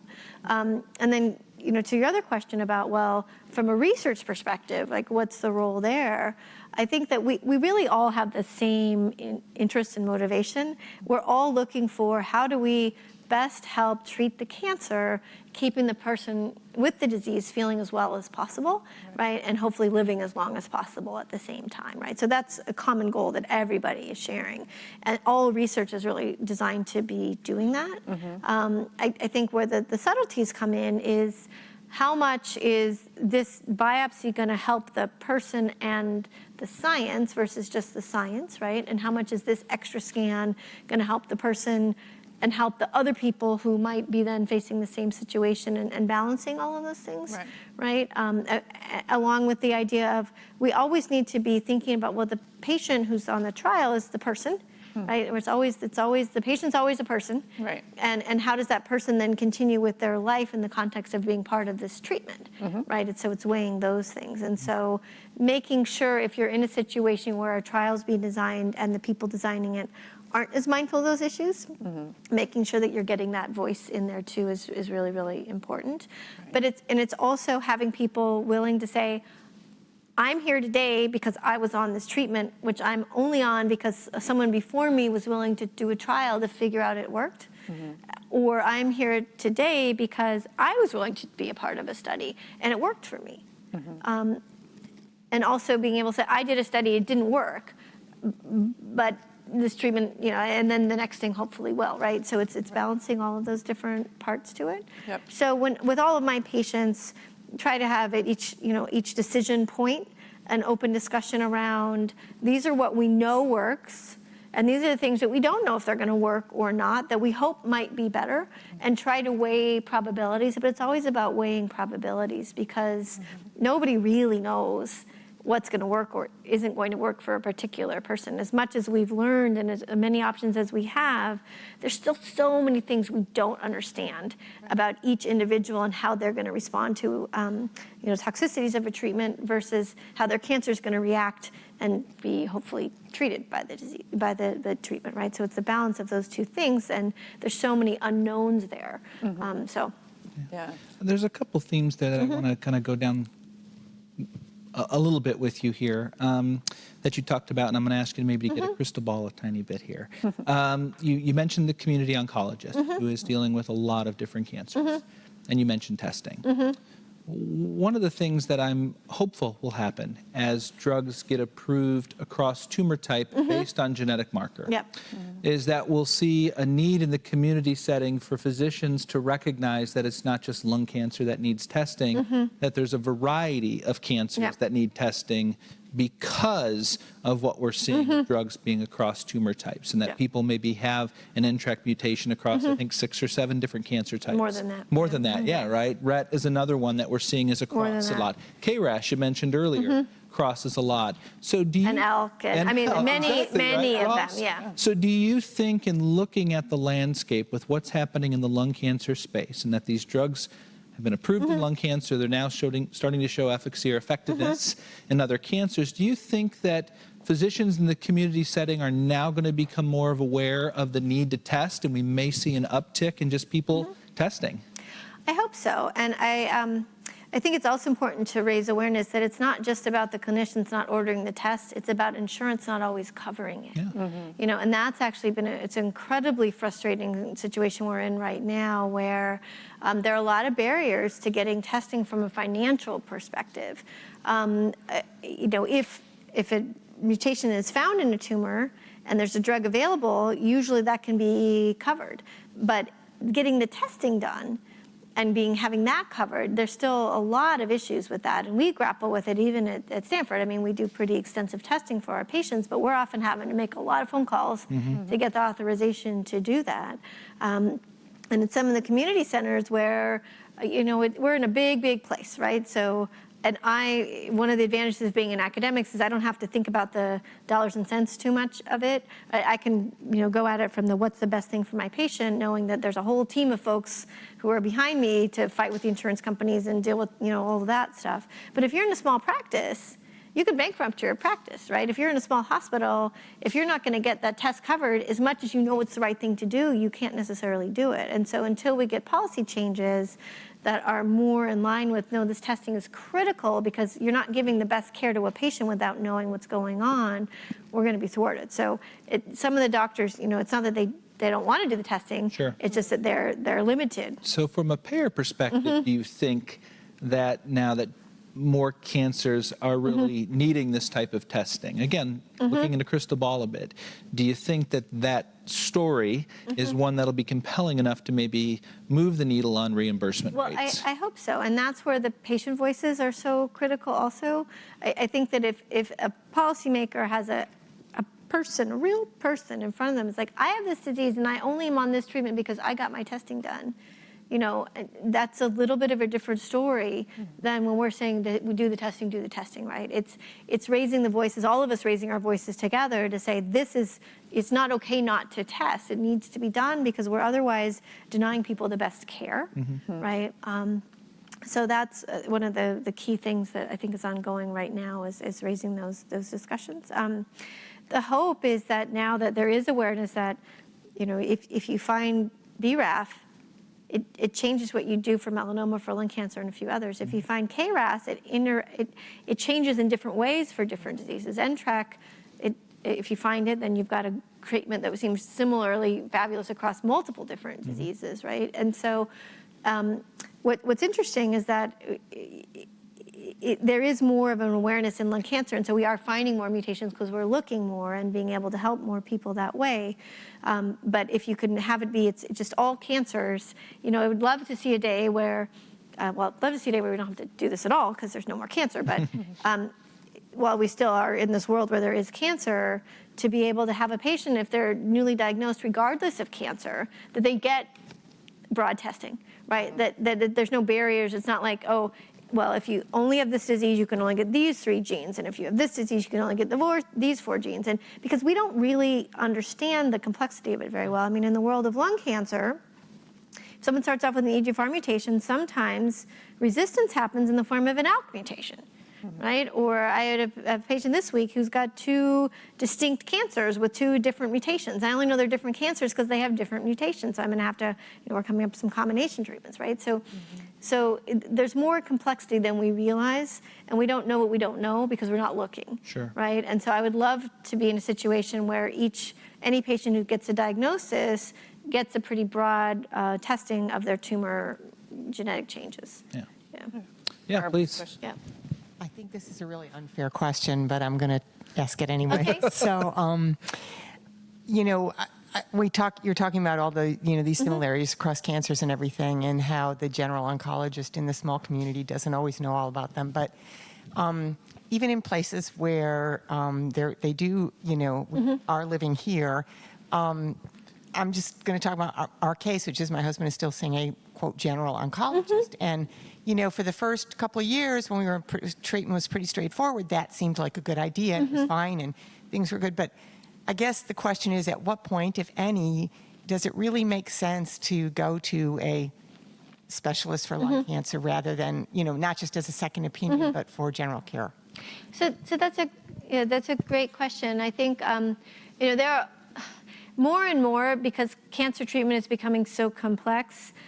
Even in the private practice setting, people are becoming a bit more specialized at times because there's a realization that it's really not possible to know everything about every disease, right? And even for a person who's newly diagnosed with metastatic lung cancer, the quickest test to get now is the PD-L1 testing, which is the immune marker, and that's a long, complex story.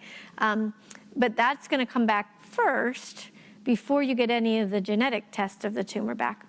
And so what we worry about is that that comes back, and you know, if you just have to know one thing about lung cancer, like, okay, high PD-L1, I can just give immune therapy without realizing, oh, well, you can have high PD-L1 and have one of those mutations in the tumor.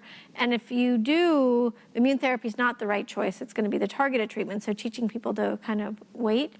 And if, you know, the oncologist then says, okay, well, I know for lung cancer, I have to get PD-L1 and I have to get these gene changes of the tumor. And if I get that, I know what to do first, right? And that's still pretty standard.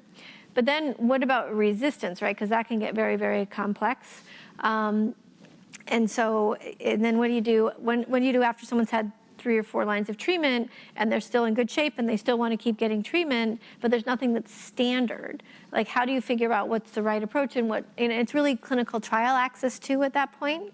And so it's hard to really answer your question directly, and you started off with that. I mean, obviously, I have some patients where I know that we're early on in the treatment course, and the treatment I'm going to give is exactly the same treatment they would get in many other places.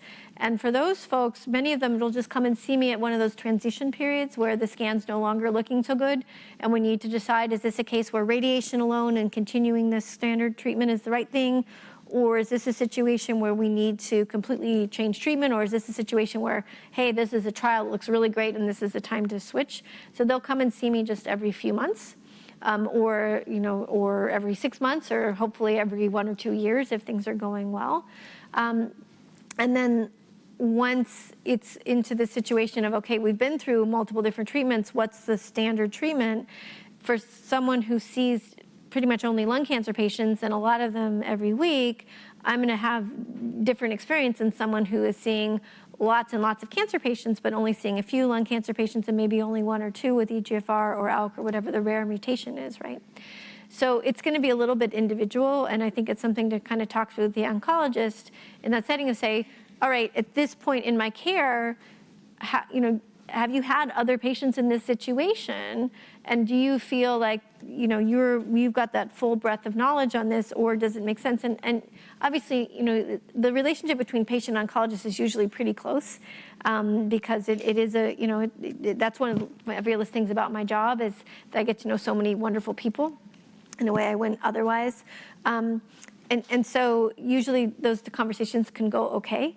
I think that most of us are able to give an honest assessment of that. If you have someone who reacts badly about that, that's not a good sign either. So, right? So I think it's tough. I think when someone's been through 3rd, 4th line, then you at least want to be asking, is there a study? Is there something that would be potentially better? Is there something that's a little bit sort of off the regular path that would make more sense? But it doesn't have to be that you're switching your care entirely. You could just go in and kind of get that opinion at that point.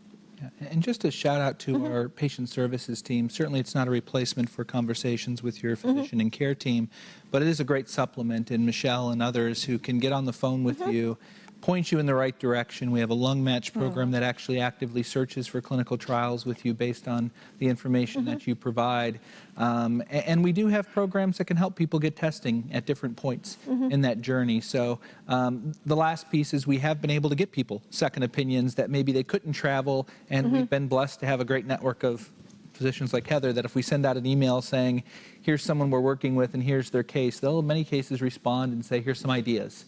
here's maybe how we would treat this patient. So just know that we have resources to help with it as well. I think you have a question?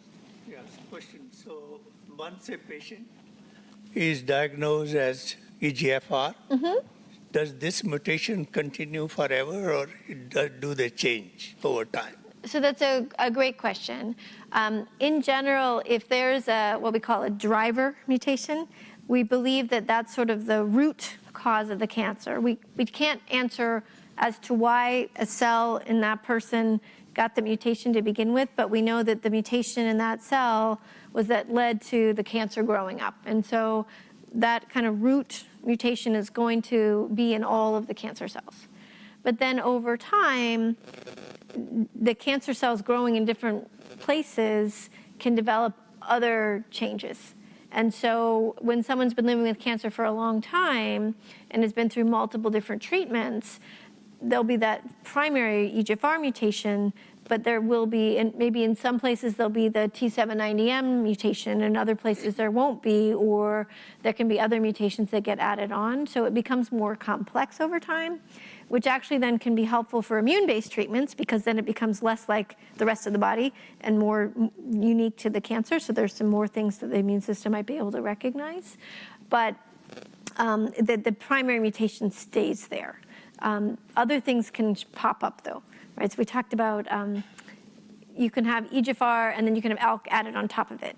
It's rare that you'll lose EGFR completely, but they're rare cases of that. So it's another one of those, the more we know, the more we understand that we don't understand, right? So it just gets more and more complex.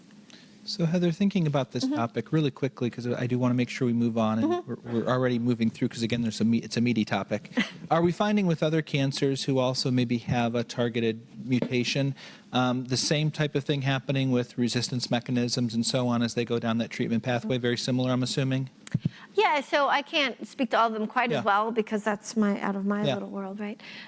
But yes, I think that the interactions between all of these different pathways is quite complex, and so it makes sense that if your tumor is dependent on one pathway and you block it, that other things are going to come up around it. So those are what we call the bypass pathways, or there'll be changes within the primary protein that change the way it interacts with the drug that's trying to block it, right? So those are kind of the two big themes that come up.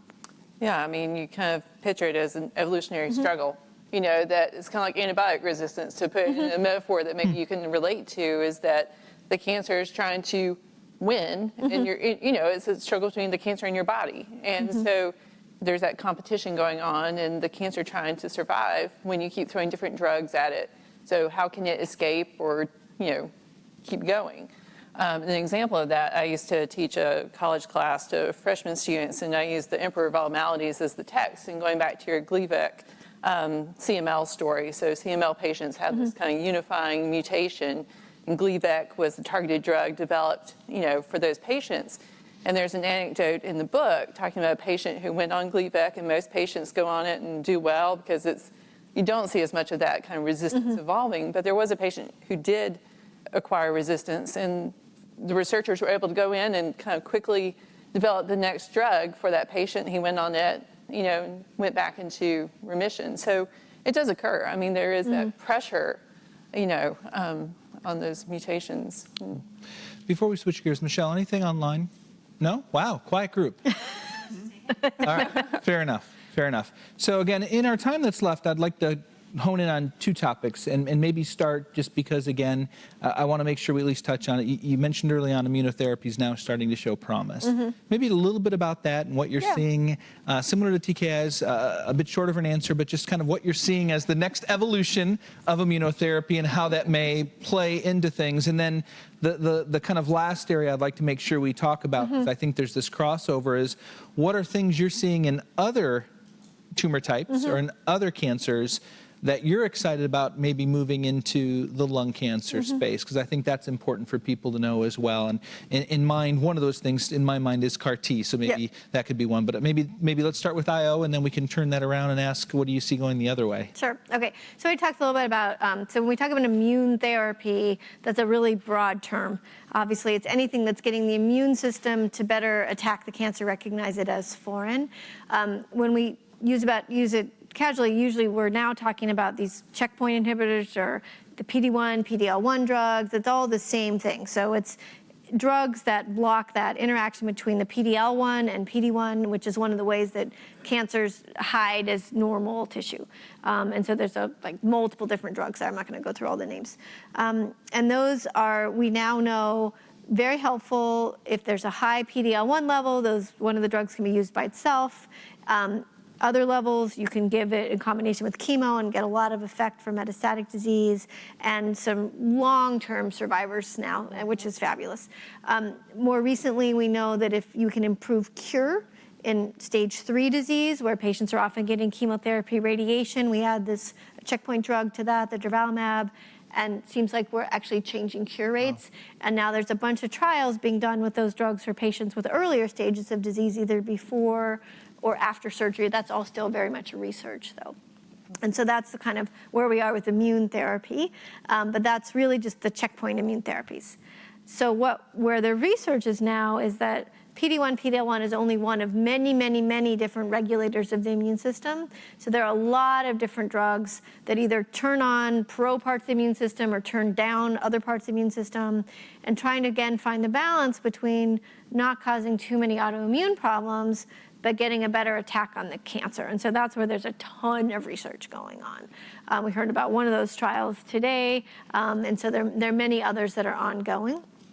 And those approaches are not being looked at just in lung cancer. Yeah. So those approaches are being looked at across multiple different tumor types. And I think it's the origin of sort of where the cancer started. So we're all here talking about lung cancer. Cancer started in the lungs. The pathways that are abnormal, some of them, like EGFR mutations, are really only seen in lung cancer. But then some of the other mutations are seen across tumors. So why does an ALK mutation sometimes become lung cancer versus lymphoma? Is it just where the mutation happened, what cell it was in, or what? Those are things we don't fully understand. But we know that there's similarities across cancers, and then there are differences. With the immune response, we're sort of looking at more similarities, right? It's about the body being able to recognize something that's not like the rest of it. And so that's where there's a lot of research and a lot of excitement now. And so immune therapy is going to involve those other treatments too. And then when we talk about CAR Ts and other things, that's going even a step further. So the drugs, mostly IV drugs, are going in and throughout the whole body, changing the way that the immune system's interacting. But the CAR Ts and other things like it are actually taking T cells, so the actual immune cells, and they're modified.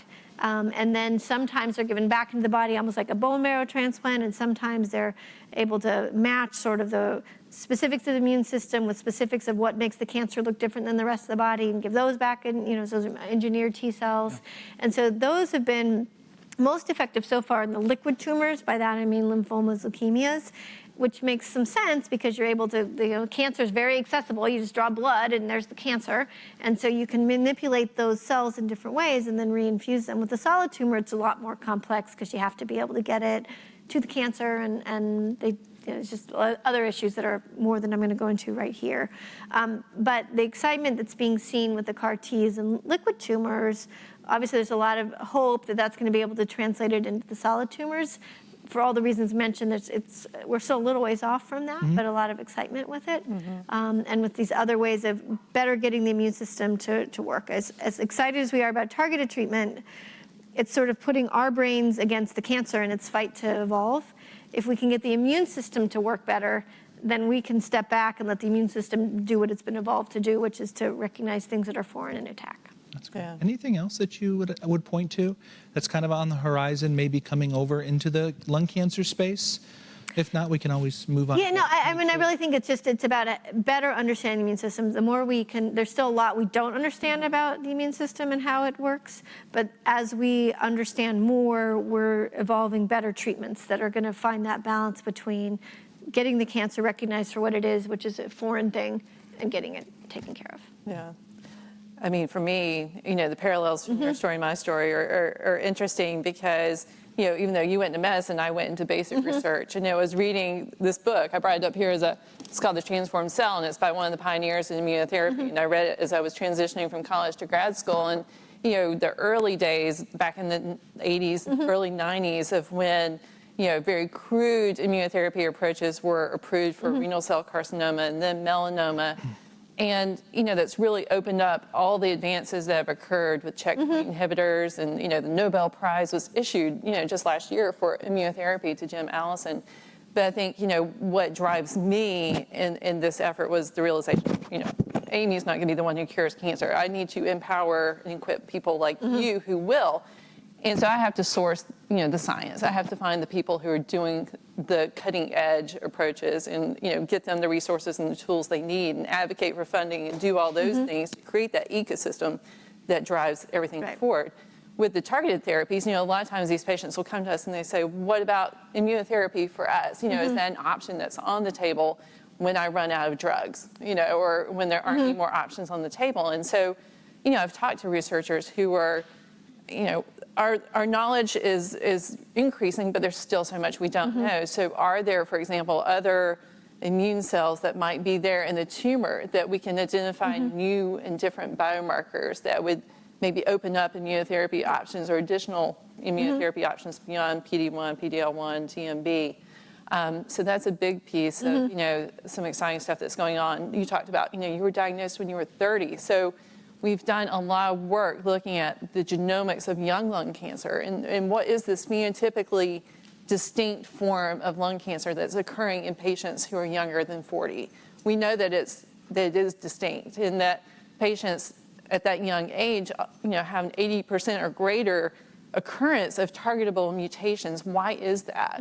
So we're delving into understanding the reasons why these young, otherwise healthy people are coming down with lung cancer. And just today I had a conversation with a researcher who, they're looking at, a surgeon coupled with a researcher who works in animal models, a comparison of young mice and young humans versus, aged humans and mice, and understanding that there are different kind of tumor microenvironments. There are some things that are distinct in those populations. So there's still so much we don't know, but the pace of advancement is just breathtaking, and there's so much hope. I think that's always you go to ASCO, and over the last couple of years, that is very real, those words, those letters on the wall. And that's gratifying, I think, for all of us who have been in this field for, years and have not had any options that were good to offer patients. So, I think there's a lot of stuff that's on the horizon. Yeah. Well, we talked on a lot of things that we had on our list to try and cover, and just the fact that the targeted therapies really have had a huge impact. Obviously, when we went around the room earlier today, so many of you had an actionable mutation, whether it be EGFR or ALK, and we know there's many, many more. And truthfully, we are seeing that same knowledge, as we talked about early on, transferring down into the other cancer types. With immunotherapy, we know it is. We can see the changes, and we're seeing it now approved across cancer types. The reason I keep kind of hitting on that point is one of the questions we get a lot in Washington, D.C. when we go and advocate. One of the things we get a lot from funders when we ask them to invest in lung cancer research is, why should we invest in lung cancer? Stigma, I think, plays a role in their question. But for a long time, we didn't have a great answer other than a lot of people were getting it, which you think would be enough, right? If you're looking at improving rates from people passing away from cancer, you'd go to the one that's taking, unfortunately, the most lives, but that wasn't the case. We now have a compelling story, in my mind, that's different than many other cancers in the fact that lung cancer research has driven change for so many other people. My brother is one who's going to benefit from our folks at BMS. Opdivo and Yervoy will be the combo that he'll more than likely go on if, unfortunately, it ever progresses. But that came, again, from lung cancer and melanoma. And so one of the things that I've heard a lot recently from people who are looking at research is the reason they started in lung cancer was, frankly, the patient population. And there were enough patients there to actually do a study to now get statistical significance, and we're seeing that benefit then translating down. Do you think that's true, that just because of the sheer numbers, unfortunately, of patients, we're able to maybe do a bit more in lung cancer, not only the advancements that we've had, but the fact that there is a large number of mutations, that there's enough patient population? And the reason I'm asking is I want to be able to go to those people in D.C. and say, the advancement speaks for itself. Imagine if you'd invested in this us 10 years ago or 15 years ago where we'd be today. So don't keep waiting, right? Come and invest in these things. But what are the other reasons we should tell people that investing in lung cancer research is a good thing, and how is it being, how is it driving, and how is it changing, and why? Well, I think that the main issues, it impacts so many people. And again, we don't understand why it happens to many of the people who get the disease, but it is still very, very prevalent. And as you mentioned, I mean, it's still, the second most common cancer for both men and for women. It happens, regardless of age, regardless of many, many different factors. And so that's a huge problem. I think that our ability to break, and lung cancer, it's not just one disease, really. I mean, it is and it isn't. And perhaps because it is so prevalent, we were able to break down into the smaller groups and still be able to impact people in different ways. Is that going to be the same story for every cancer? It might not be. I mean, we are no longer thinking about all breast cancer the same. We've got different markers that we look at to change how we treat. Colon cancer, it's also the same. I mean, the BRAF or the KRAS story, BRAF and melanoma, KRAS and colon cancer. So we do know that there are molecular differences that make the cancers different, even if they started from the same cell of origin. And with lung cancer, that sort of led the way there. I don't think it's just about the sheer numbers, though. I think that there are differences in the biology. And I think that the immune differences, right? It's getting back to sort of this idea of like the immune system is really where we need to go if we're going to make the biggest impact for the most patients. But there's still a lot that we don't understand. And I think that to be able to say this is where we were and this is where we are, and it's just a huge difference, but look how much more we have to go, I think that would be the more compelling story. Okay. Yeah. No, I like that. Thank you. Yeah, I mean, that's been a challenge, truthfully. Yeah, please. Yeah, tonight's subject was what other cancers lung cancer works with, and I was wondering about breast cancer, which is getting so much more money than lung cancer. What's the overlap between lung cancer and breast cancer in the research and clinical treatment and so on? So that's a great question. It's interesting. So breast cancer has actually been one of the hardest with the immune treatments. They haven't been as effective there. And with breast cancer, there's a lot more hormonal-based approaches to therapy. So I think that the bigger issue about the finances, and that's been something I think those of us in the world of lung cancer have been screaming about for a long time, is sort of the inequities of the number of lives lost versus the dollars. Not that we wouldn't want any less money going to breast cancer research, but just that we also want more coming to lung cancer research because of that disparity in lives lost. And it is partly the stigma, right? Or a lot of it has been. It's one thing to walk around pink and talk about breast cancer, and no one says, "Oh, how did you get that?" Right? It just is, and so it's something people can support in a different way, and it becomes empowering of women is one of the things that people talk about with it also, even though that's not really the story, but it became the story. And with lung cancer, because of the smoking connection, and again, I know many of the people in the room with lung cancer never smoked, and that's not the whole story, but it was the story that many people have in their mind.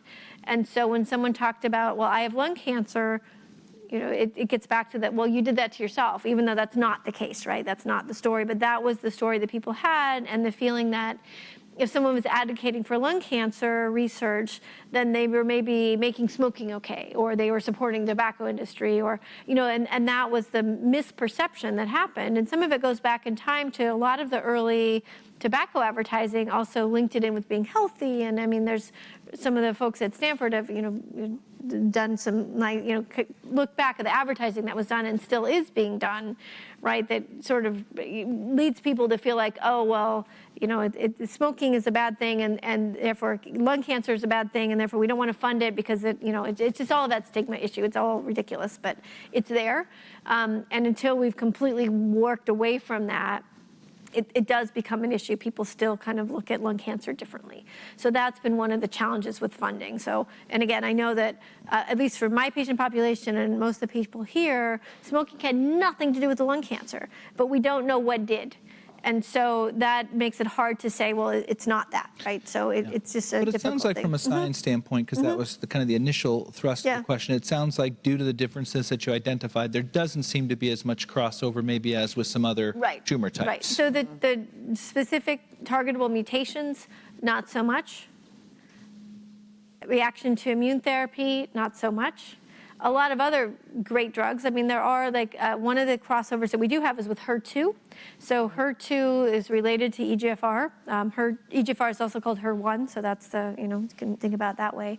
And so some of what's known about some of the breast cancer drugs is helpful in lung cancer treatment when there are mutations within HER2.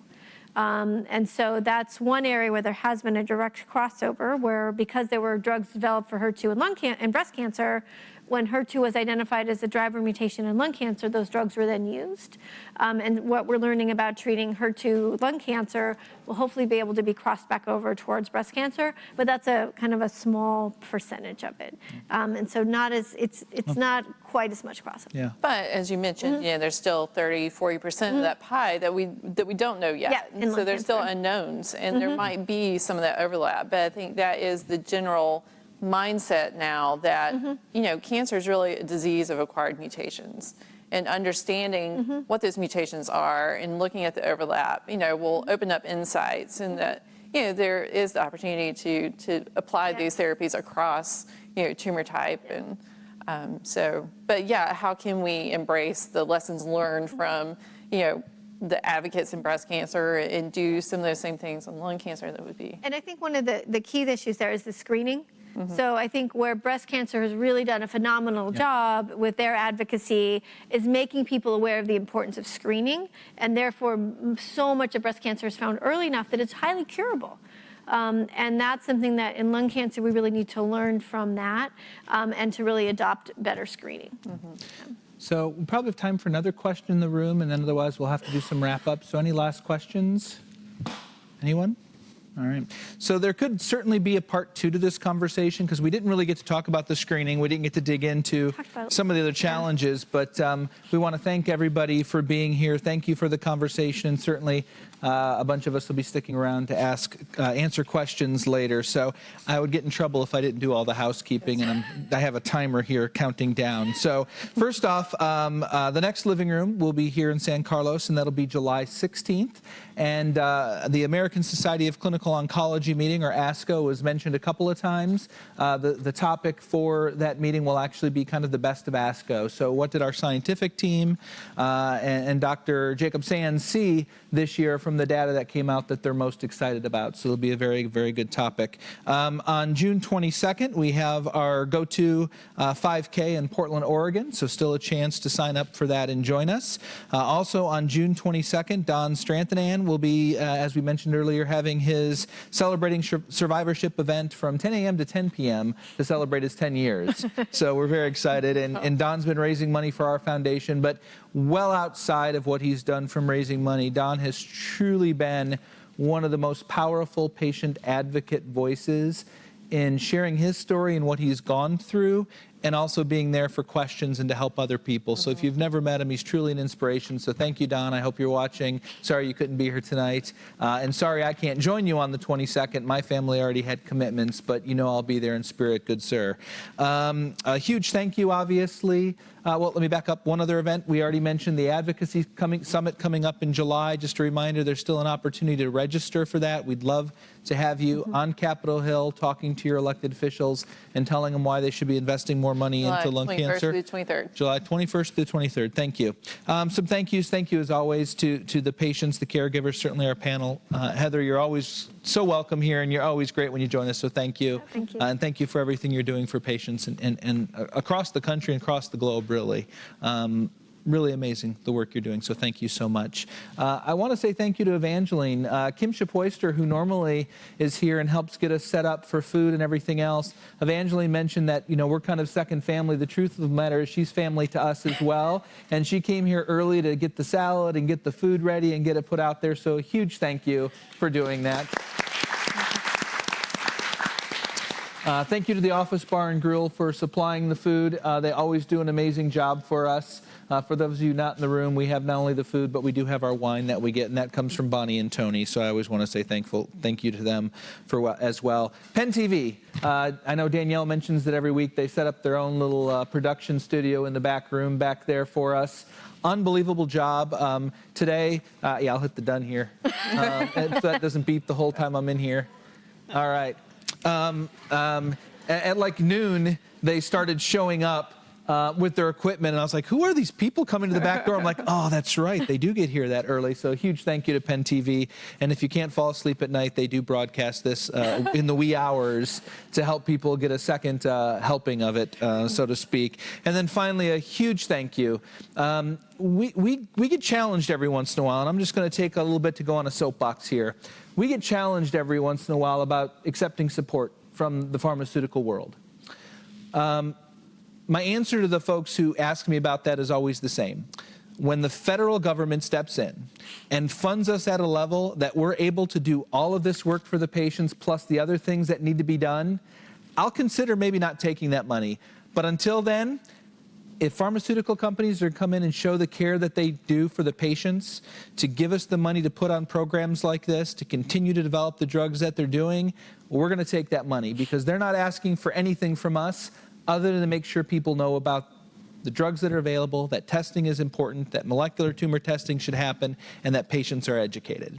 So, government, if you're hearing this, fund us at the level of breast cancer, and I'll be happy to have a conversation about whether or not we want to accept dollars from others. But until then, thank you to people like AbbVie, Amgen, AstraZeneca, Bayer, Boehringer Ingelheim, Bristol Myers Squibb. Thank you for being here. I know we got Genentech in the room. Celgene, Dignity Health, Genentech, Lilly, Medtronic, Merck, Novartis, Takeda, and Tesaro.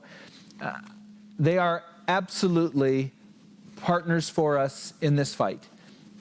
When we go to ASCO, they sit down with us and they ask us questions every single year. How can we help you better? How can we support you? What can we do? And I just want to give a big thank you to them for being there because we couldn't do this without them and we couldn't support patients without them. So thank you so much for that. And thank you, all of you. And with that, we'll close it out and be available for questions. Thank you. Thanks. Thank you. Good to see you. Thanks.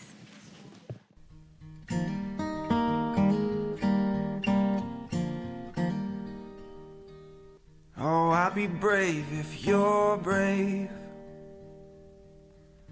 I'll be brave, but only if you're brave. Yeah, we can both be heroes, like soldiers in their nice clothes, like soldiers in their nice clothes, together.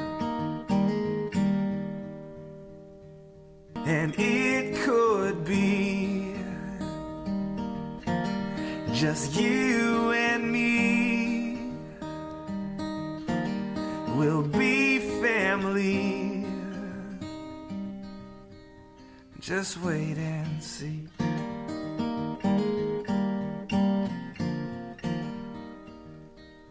So I will fight if you'll fight.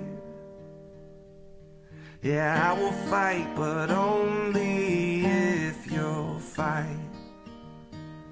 Oh, we can make it through this, like sailors in a tempest, like sailors in a tempest, together.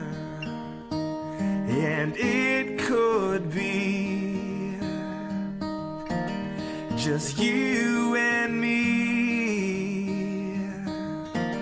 We'll be family. Just wait and see. So I'll be brave if you're brave. I'll be brave, but only if you're